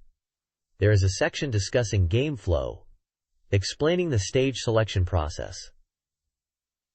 Players first choose one stage from Yavin, Hoth, and Endor. After clearing 2 stages, the flow progresses through Tatooine, greater than remaining 1 stage, greater than Darth Vader, greater than Endor 2. It mentions that damage is dealt in stages, and game over occurs when the gauge reaches 0, but mission success is not tied to clear conditions. An interview segment with someone named Takabe discusses game development insights, mentioning score attack strategies and hidden bonus points. Takabe notes the game's deep gameplay, with high scores reaching around 2.6 million at the time of the interview. He also shares his personal perspective on Star Wars as a philosophical and religious film, hoping the game will bring people into the Star Wars family, especially with the upcoming Episode 1 film. He encourages people to watch the movies and play the game. This page is dedicated to a special project called Spike Out, featuring an interview with the designer discussing the game's production secrets. The focus is on the design process of the 4 main playable characters in Spike Out. Digital Battle Online. The article details the evolution of the characters, from early concepts where they were intended to be cool and calm, to the final designs emphasizing individuality. Initially, Linda's character was slender, but she became more glamorous later in development at the producer's request. The team color red was eventually chosen as a base for the character designs. The page showcases images of the characters at different stages of their design, highlighting these changes. This page focuses on an interview with Mika Kojima, the character designer for Spikeout Digital Battle Online. The interview delves into the character design process for the game, particularly for the Yakusha role-player team. Kojima discusses how the main character, White, was initially intended to be a supporting character but was elevated to a main role, leading to a complete redesign and the soldier concept. She also mentions the character, Heaven Heart, who was always intended to be Japanese, and the design considerations for him. The interview also touches upon team color coordination and how they decided on team colors, with examples like the Yakuza team and Okama team. Kojima explains the team formation, mentioning that each team has 5 Zako, minor enemies, and a boss, and that the game will feature over 100 characters. The page also highlights different teams in the game, showcasing screenshots and team names like Hip Hop Team, Galactic Shirt Team, Team Debiroku, Yakuza Team, and Sports Team. The screenshots show gameplay, age, and character designs for these teams. Callouts within the image detail specific aspects of character design, such as the evolution of character artwork from sketch to final design, design details for characters like Linda, and the influence of black for the Heaven Heart character's development art. It also mentions that the enemy team names have a Japanese feel, but are actually based on the development staff's names. This interview with Yamada and Sato, stage and character designers for Sega Dreamcast Spikeout Digital Battle Online, reveals insights into the game's development. Yamada aimed for dramatic stage height differences and cooperative gameplay, leading to in-game lines like "Thank you" and "Dochiyu." Stages adopted a New York theme, with elements like basketball courts, influenced by someone's suggestion. Motion capture, using non-actors, was employed to achieve realistic street fighting movements, a point Sato echoed for character design, emphasizing ease of recording and a final fight style. They were generous with background polygon counts and created over 100 enemy types. Stage 3, an opera house setting, was to feature actor team bosses, envisioned as tragic characters, although concept art shows these were ultimately rejected. The Area 4 boss was intentionally designed to evoke Akira. This page delves into Spikeout Digital Battle Online, a game emphasizing its system's adaptation for home consoles and arcade appeal. The developers discuss the game's design philosophy, aiming for open areas and player interaction, contrasting it with typical area-based arcade games. The interview touches upon the potential for a quest mode in a home console version, suggesting they considered elements beyond just replicating the arcade experience. Stage design is highlighted, focusing on dynamic 3D environments, texture lighting effects, and significant verticality, even drawing comparisons to Virtua Fighter 3 inches in terms of stage height variation. The page also emphasizes motion and gameplay, indicating the use of motion actors, and drawing parallels to Virtua Fighter 3 inches techniques, suggesting a rich and varied gameplay experience. Screenshots show in-game action and character models, demonstrating the visual style and fast-paced combat. The developers are focusing on bringing the intensity of arcade gameplay to the home console, with rich content and depth. This page is all about the fan campaign to bring back Rent a Hero to the Dreamcast. It highlights that it's been 7 years since the original game, and fans are still eager for a sequel or a port. The page shows the game is described as a B-class action RPG, originally released for Mega Drive, developed by AM2. It mentions that it's known for its unique and comedic story. The page asks, what is Rent a Hero? Explaining it's a Mega Drive action RPG by AM2 that was released on September 20, 1991, and was considered a cult classic with a unique world and comedic setup, even being described as a predecessor to Fighter's Megamix. There's a question about the only strategy guide for Rent a Hero, which was published in August 1998 by Game Mania, suggesting it's a rare item even for a B-class game. The page also features a porting wish ranking, where Rent a Hero is ranked, and it's exclaimed that it has surpassed Dragon Quest and Final Fantasy in this ranking as of December 4th. The article appeals to fans to help push Rent a Hero to the #1 spot in hopes of getting Sega's official attention and a Dreamcast release. Finally, there's a call to gather Rent a Hero lovers, urging fans to contribute to the campaign, and a list of party members, which are the names of fans who support the initiative. The next page is the Dreamcastrology horoscope section for the week of December 11th to 17th. It features weekly horoscopes for each of the 12 zodiac signs, providing predictions for money luck, health luck, love luck, and work luck, along with advice for each sign. Each horoscope section includes cartoon illustrations for boys and girls. There is also a section highlighting the lucky person of the week. This page is an advertisement for reader presents from Dreamcast Magazine. They are giving away Dreamcast software to 20 people, a Wizardry Lilgamen Saga mousepad to 5 people, a Vampire Savior, the Lord of Vampire trading cards set to 1 person, and a Yoshimoto and Mahjong Club poster, and Yamada Hanako, autographed Shikishi to 2 people. The page also lists staff credits for the magazine. Furthermore, this page is a preview for the upcoming Dreamcast Magazine issue number 7, dated December 18th. It will feature a complete overview of Sonic Adventure's characters and system, alongside news for Dreamcast games like Shenmue, Pops and Music, and Climax Landers. There will also be coverage of new Dreamcast titles like Sega 2, 7 Cross, Tetris 4D, and Blue Stinger, plus Sega Saturn titles including Sakura Wars Imperial Graph, Sonic 3D Flicky's Island, and Girl Doll Toy. This page is an advertisement for the Sega Saturn game, Girl Doll Toy, a fantastic adventure title, originally a PC game.